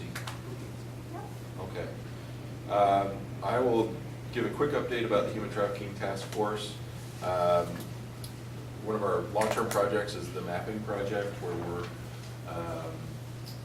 finding out about concentration of at-risk communities around the city and the county. We've identified, based on the head of the Oregon Human Trafficking Task Force and the Comprehensive Social Services Coordinator's data regarding the highest risk communities for victimization. The top 5, which is like the top tier of most at-risk communities and have actually created a GIS map of where those communities are most highly concentrated, as well as where churches that serve those communities are located. And that's going to be, one of the strategies is to make connections in those communities through those churches, then through community organizations to try to make appropriate contact with the community leaders and to provide ultimately training to community leaders and provide outreach to those communities. And so we're making great progress on that, thanks in a large part to the Multnomah County GIS team and specifically Ben Harper over there. They all know that we're working on this at the county, so are you like? But so you know, we're not taking any risks by exposing Ben there. But they've just been great, and Keith Bickford at Multnomah County Sheriff's Office is one of the leaders on the task force. So that's been fantastic. We're making great progress there. We are also working on a specific outreach project in the Wood Village area at a church in October. It's going to be a training that is provided to Spanish-speaking community members, pro bono attorneys on the immigration side have signed up, and the strategy is to provide or give free legal advice to undocumented victims of crime. And according to the experts in the field, of which I am not one, the best way to identify victims of trafficking is to identify crime victims, and because virtually zero trafficking victims will ever self-identify as victims of trafficking. And so what you do is you provide social services, legal services to crime victims, and then that's how you identify trafficking victims. And so that event is taking place October 6th at the Wood Village, at a church in Wood Village. I don't have the actual name of the church here, but I will provide it to anybody who wants to get in touch with us. John? Oh, whenever you're done. Okay. So that's really exciting. They actually had an event like this in July, I think. Was it July? And I think they identified a couple of different potential trafficking victims, and were able to guide them in the right direction, which is really what we're all about doing on the task force. So that's really exciting. Anybody wants to know more about that or would like to volunteer to help, please get in touch with me. Again, that's going to be October 6th. That's a Sunday, starting at 3 p.m. There's going to be an array of different volunteers for that. A lot of immigration lawyers are going to be there, as well as other community volunteers. The colloquial name for those it's a charla. Charla. Yeah. And can you explain what that? A charla is just Spanish for a chat. Chat. So if you're out using, speaking to folks who might be able to pass it on in that kind of context. I'm not sure how well known the charla term is in relation to this kind of service, but it couldn't hurt. Yeah, well, Keith kept saying that, or Yeah. not Keith, Chris Kilmer, who's the Immigration Counseling Service, social service provider, kept saying Charla, so that might make sense to people. So that's very exciting. And Amy's already told us about Commissioner Fritz wanting to discuss potential options for assistance to trafficking victims, whether that's domestic or foreign-born. Either way would be great. John, did you have a specific question about Wood Village? Yes. Go ahead. So the service providers, are they acting as advocates, or it's still the impetus has to be on the victim to come forward in some way? So there's going to be a notice that this is taking place, and so people are just going to come to the church and seeking legal advice. So it's people who need legal advice, who can't afford representation, and who hear really through the grapevine, through their community, that this is going to be an opportunity to get legal advice. And hopefully we'll be able to identify people who are in need of special assistance. So it's not just gonna be trafficking victims, that's not the whole sole point of the Charla. It's to help anybody who needs legal advice as a victim, and then that's how we identify the trafficking victims.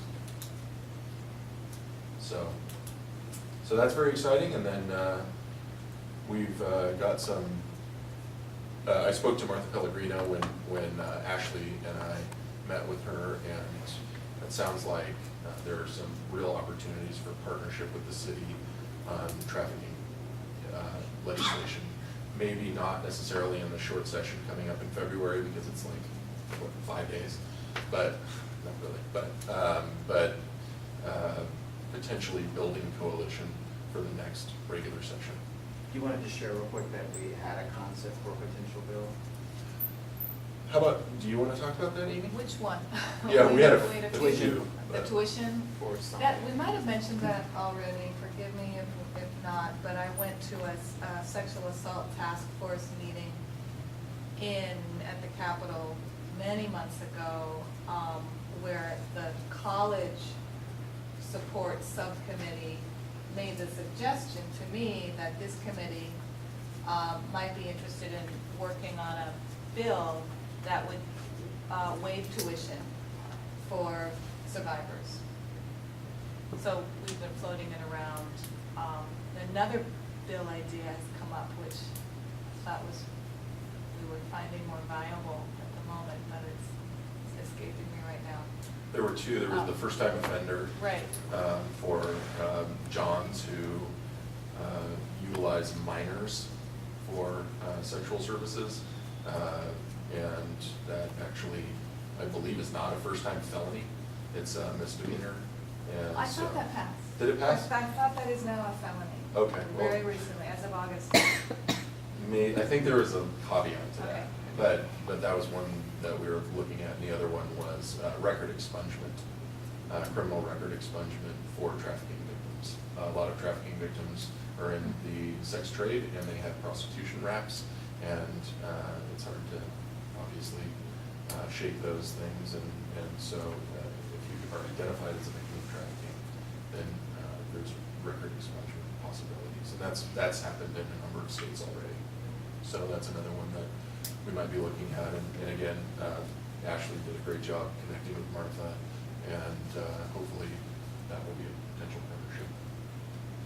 So one thing from the Housing Rights Task Force, and we only briefly talked about this at our meeting, but we want to look into ways to limit the negative effect of past criminal history on people. Now, we were talking broadly, but I think that this would be an area where there would be crossover. You're talking about expungement, which is something different, but if, what we were thinking about is ordinance or state level law that spelled out, in housing, employment, public accommodations, whatever, you can't use this type of criminal history.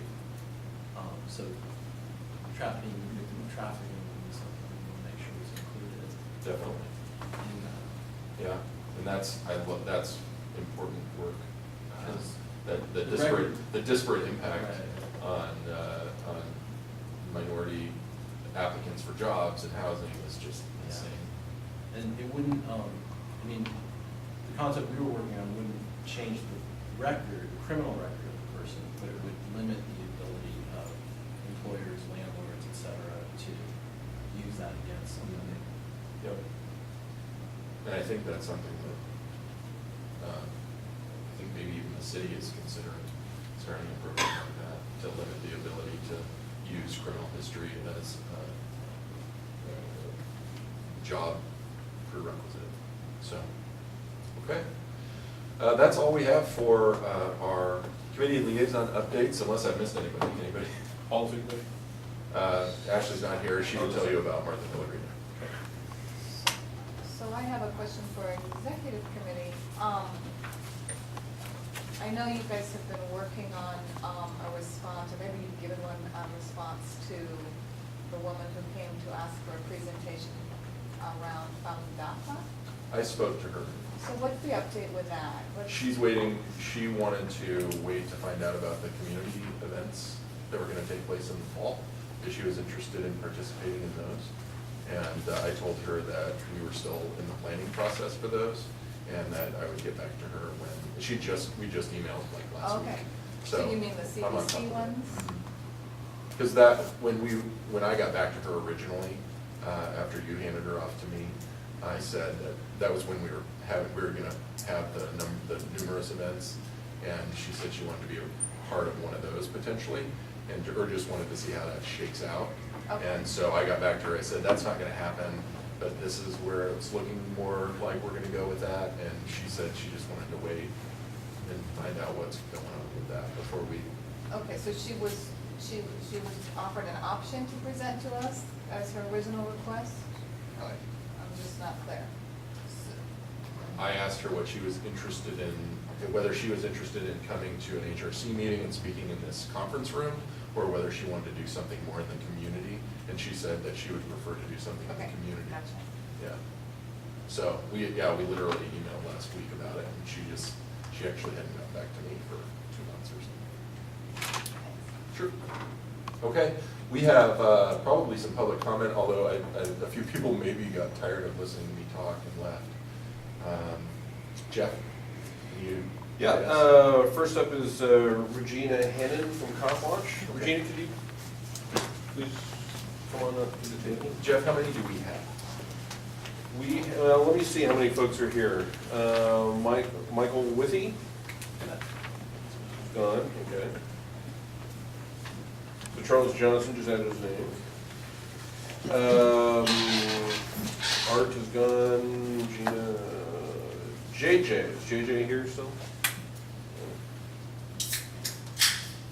Josh Alpert is here, so it'll be, And Jeff Romer, I asked you to put my name on that. pardon me? Levon. I asked you to put my name on that. Oh, I'm sorry, the one you're on page 2, yeah, so Levon is on there as well. So we have 4? Yeah. Would you like to sign up? Yes, but it's not a meeting here, that'd be great. Okay. Could we just have, Sheet, I think, it's her name. that would be great. So we're gonna have a total of 5? Okay. So, public comment is going to be limited to 3 minutes. And just so everybody knows, we don't ask questions after public comment. And so if there are any questions that you have for us, or that if you want to talk about anything further, then I'm available after the meeting, and probably others would be too. So, Yes, Thank you. again, Regina Hannon with Portland Copwatch. And I'm sorry that Michael Moore had to leave because I wanted to thank him for an excellent presentation. He had contacted us at Portland Copwatch to attend this meeting because that's an issue that we're very, very interested in.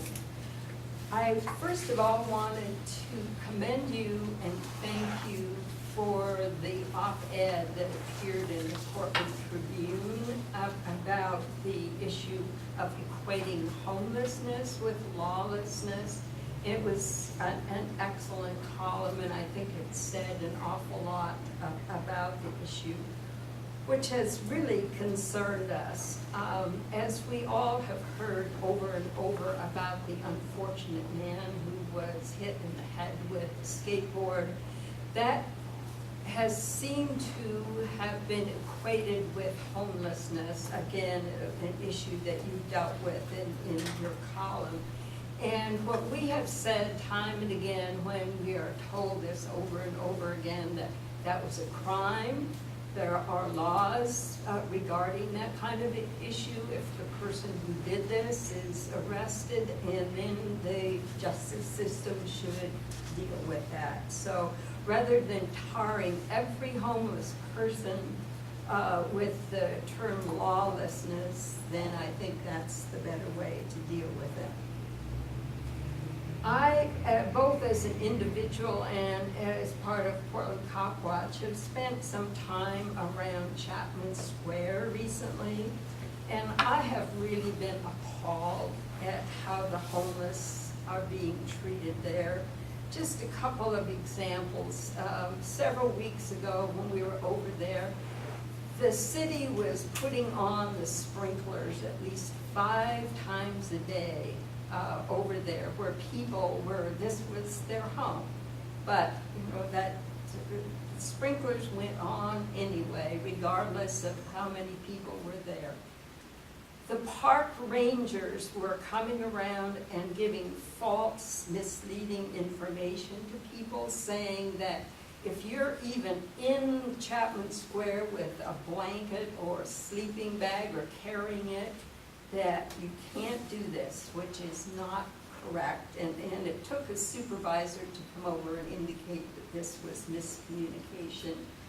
And people were being, with this false information, being told that they would be cited or they would be trespassed. One other thing that concerned us is around that time when we were over there, that the city had posted a notice indicating if people did not get their belongings out of a certain area, that these belongings, usually the only things that people have, would be confiscated and taken to some place where they keep such things, and that it may cost people $2 to get their belongings back. And that doesn't even include the fact that where they're taken is so far out of the city, a person would probably have to take the bus to get out there. So someone who is homeless has no money. How are they going to come up with bus fare? How are they going to come up with $2? Aggressive panhandling. Just another issue that I think is really concerning. One last thing, and I understand that the mayor has had some public meetings with around the issue of homelessness, and he included in those have been the Portland Business Alliance, whose one of their main goals, I think, is to totally sweep the homeless from this city. And there have been representatives from the police department and from the district attorney's office. And I think at some point and later on, there are also some advocates that were in these meetings, which were not public meetings. We have been stressing, and I can't stress it more strongly, that if there is going to be a committee of people talking about how you deal with the issue of homelessness, then there has to be homeless people on that committee. I think, and I've had some experience with this Yes, as and we're just about out of time. oh, as an old-time social worker, that you cannot sit and plan somebody else's life without them being included in the process. It's just not going to work. So, thank you for your time. Thank you very much. Thank you, Jane. Up next, we have Levon Easter from Portland Commission on Disability. Levon, I don't know if you're going to be speaking on behalf of the commission or not, so. Yeah, actually. Okay. I rarely speak for myself. Hi, Levon. You guys don't want to hear what I have to say. Hello, everyone. I just came today, because I always come, but up here because someone, wrong room. Oh, you're actually in the wrong room, but we can get you to the right room. I am sorry. No, that's fine. Yeah, I think it's a Broadway room, I'm not sure. Sorry. That last meeting, someone had a friend who had gotten a posting about, from Artemis of the Wild, about disabilities, people receiving disability benefits, and whoever it was did get that information to Patrick. And so he had a copy, which we were able to take the matter a little farther and find out a little bit more about what was going on. Because we had heard rumors, but we didn't know. And so we really wanted to thank you for partnering with us on that, because it did become a big issue for our commission. And I personally know that I felt some fear around those postings. And so whoever it was who got that information to Patrick, thank you oh so much, and we look forward to partnering with you on other things in the future, so thank you so much for that. Thank you. I think that was. That was Linda, right? Thank you, Wonderful. Linda. Yeah. That was my pleasure, And I saw today that Artemis is back with another notice. Oh, yes, and it's up on our Facebook page if you want to know about it. It's about people who receive the SNAP. Oh, snap, that's right. Yeah, the nutritional assistance program. So precious. Thank you. Thanks, Thank you, Levon. Levon. And thank you, Linda. Next up, Lauren Morency de Phillips. I hope I'm pronouncing that correctly. Close enough. Okay. Better than most. How do you pronounce it? Morency de Phillips. Morency de Phillips. Okay. Welcome. Hi. Sorry for the late entry, and gotten myself all turned out. So I'm a PSU student, and I've been spending some time this summer trying to raise awareness about the organ harvesting taking place in China. I believe you got an email, probably from Xiaoying or Natalie, with regards to that, and so that was passed on to me, and so I wondered if I could spend a couple minutes just kind of catching you all up to speed. I'm sorry, where is, Organ harvesting. oh, organ harvesting. Organ. Okay, organ harvesting, okay. Not the state. Yes, I understand.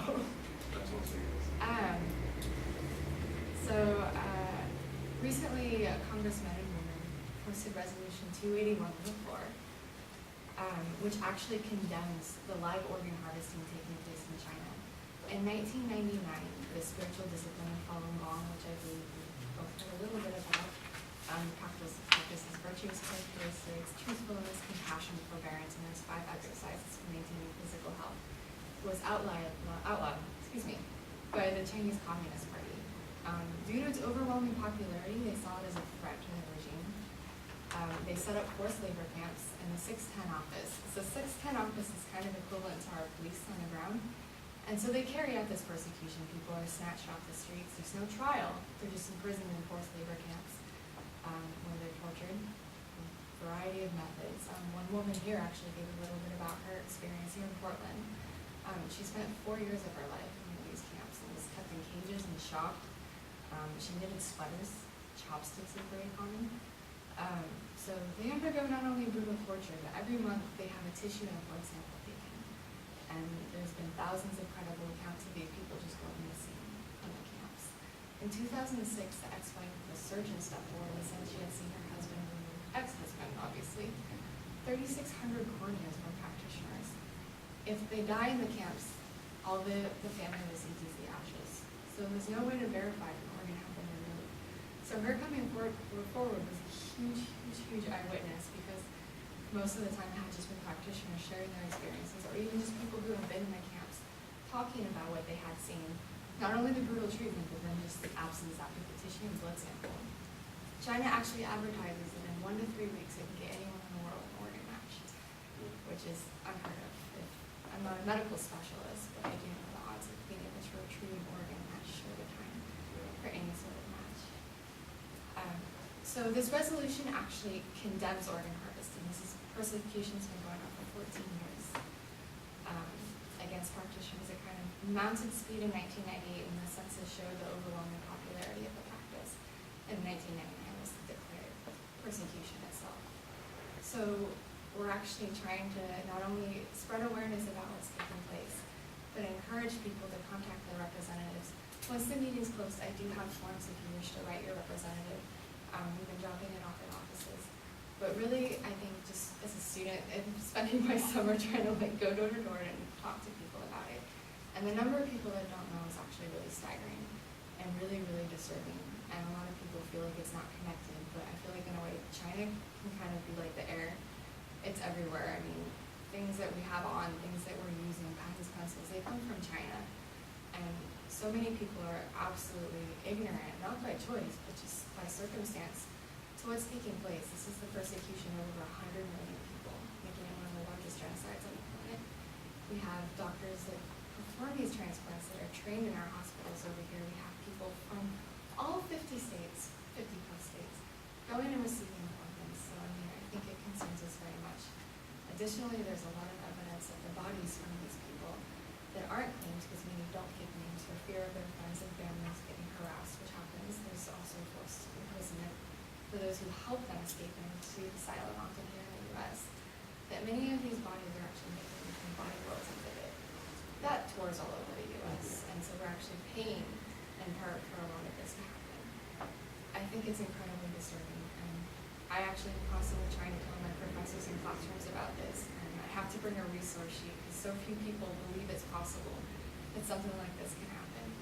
And so I really wanted to bring it to all of your attention because obviously you're focused on human rights, and this concerns everyone. I see this as very much of a global issue.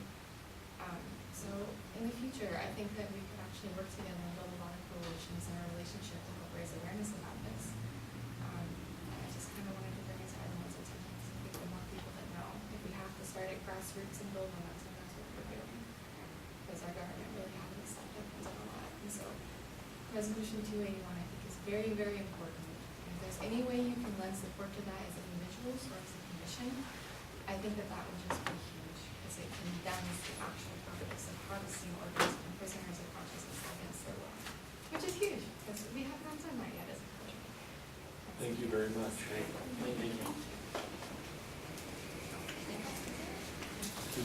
We have Charles Johnson, who was not next, but he was walking up, so he thought we'd give him a chance.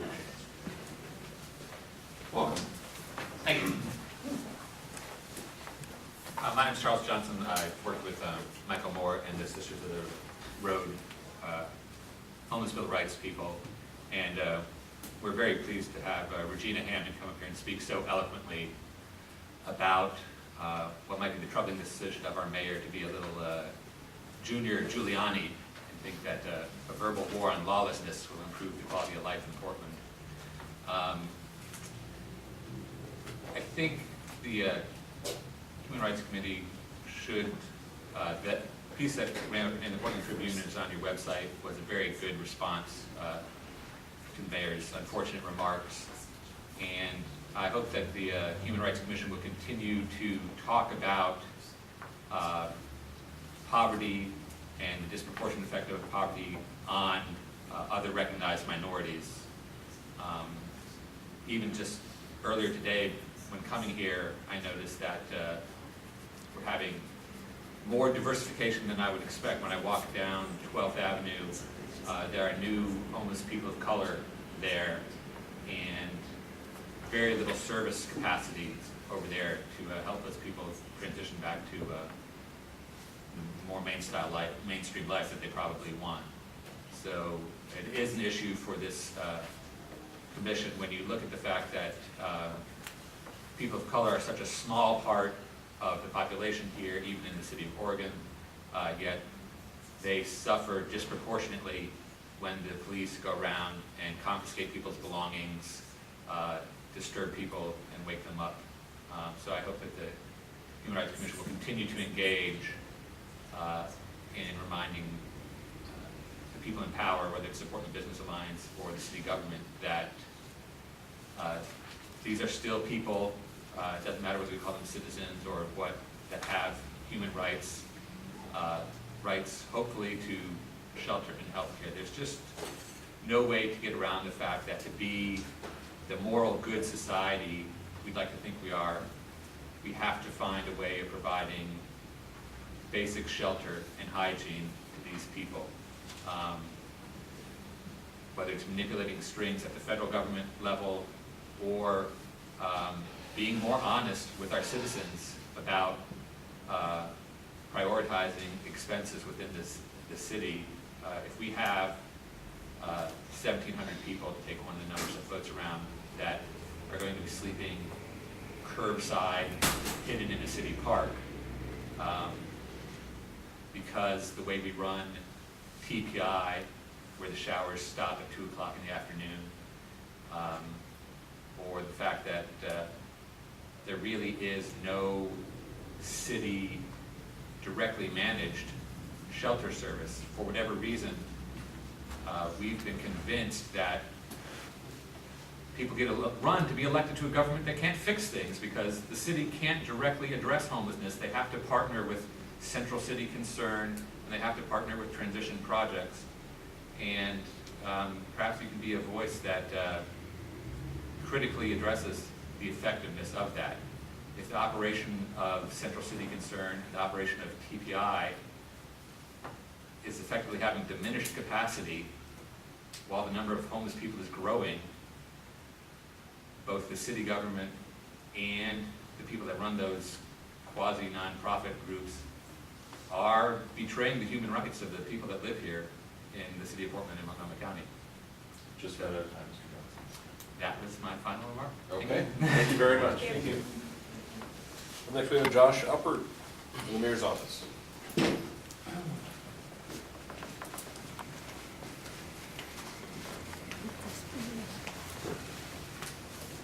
Welcome. Thank you. I have a couple of points that I want to bring up that come up throughout the meeting tonight. And first, I just want to say thank you to the commission. It's my first meeting, most of the site childcare on Wednesday nights. I'll change that. So that I can be a frequent attendee. Kyle has done a great job in keeping us posted on your activities. And my hat is completely off to you because I know you all do this as volunteers after long days at work, and to me it's incredibly heartwarming that you do this, so thank you. I also want to say thank you to Sisters of the Road. I know they had to leave, and Michael, I thought his presentation was great. I will be the first, and the mayor would probably be the first, I would be the second, to say that we are on a journey in our office on the issue of homelessness, and we don't always get it right, but we are trying. And I will caution everybody not to rush to judgment based on what you read in the media, having been in the room in many meetings with many different people around this issue. There has been no committee that has been formed. We have been meeting with as many people as we possibly can, including homeless people. Myself, met many, and it's been incredibly enriching.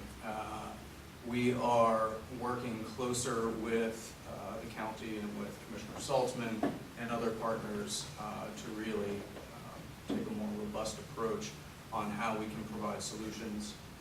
And we're not there yet, but we are continuing to work at it. I think Michael's presentation at council this morning was very good, had a great impact on the mayor, and those conversations continue. A couple things that came up after that presentation, I think Amy had brought up in your meeting with Commissioner Fritz about her vision for this commission having access to bureaus. I think it's great. I think we share that vision as well, so we can talk more about how that works and what that looks like. But never forget that our bureaus work for you, both as a commission and as people who live in Portland.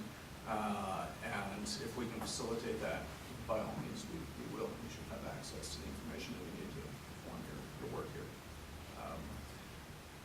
Kyle, also, I will circle back with you and help facilitate meetings with Judith.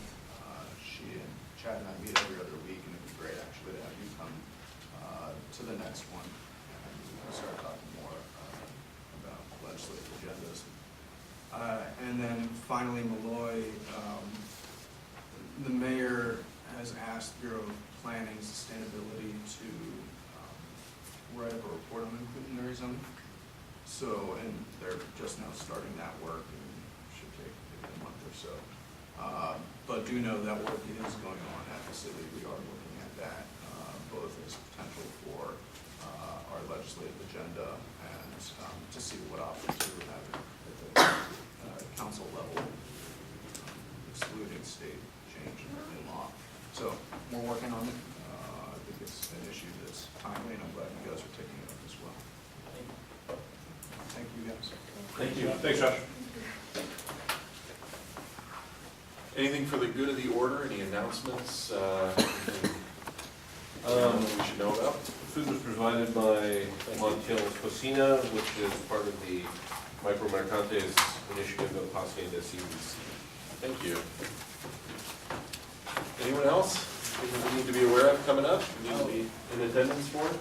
Since Emmanuel's not here, we didn't coordinated for me, but his nonprofit Scotland is having a fundraising event next week. Okay. I met an attorney, Irma Valdez, is an immigration attorney. She's inviting me to a roundtable discussion. With the board and executive director of Immigration Counseling Services. And ICS is located at 519 Southwest Park, Suite 600 in Portland. And look at the date here. It's September 25th at 4:30, and that's at the offices of ICS, Immigration Counseling Services, 519 Southwest Park, Suite 600. Snacks will be served, and we're all welcome. What was the topic? The topic is immigration counseling. I sure hope Chris gets out of there quickly, because our HTTF meeting with Chris, who works at Immigration Counseling Services, is not it. The HCTS committee, so let's get it. Great. Okay. Well, thanks, everybody. Just remember, we've got nominations open for Human Rights Awards. We also have nominations continuing to be open for executive committee. And if anybody wants to get on the communications committee, talk to John Pursuit. And I think that's it.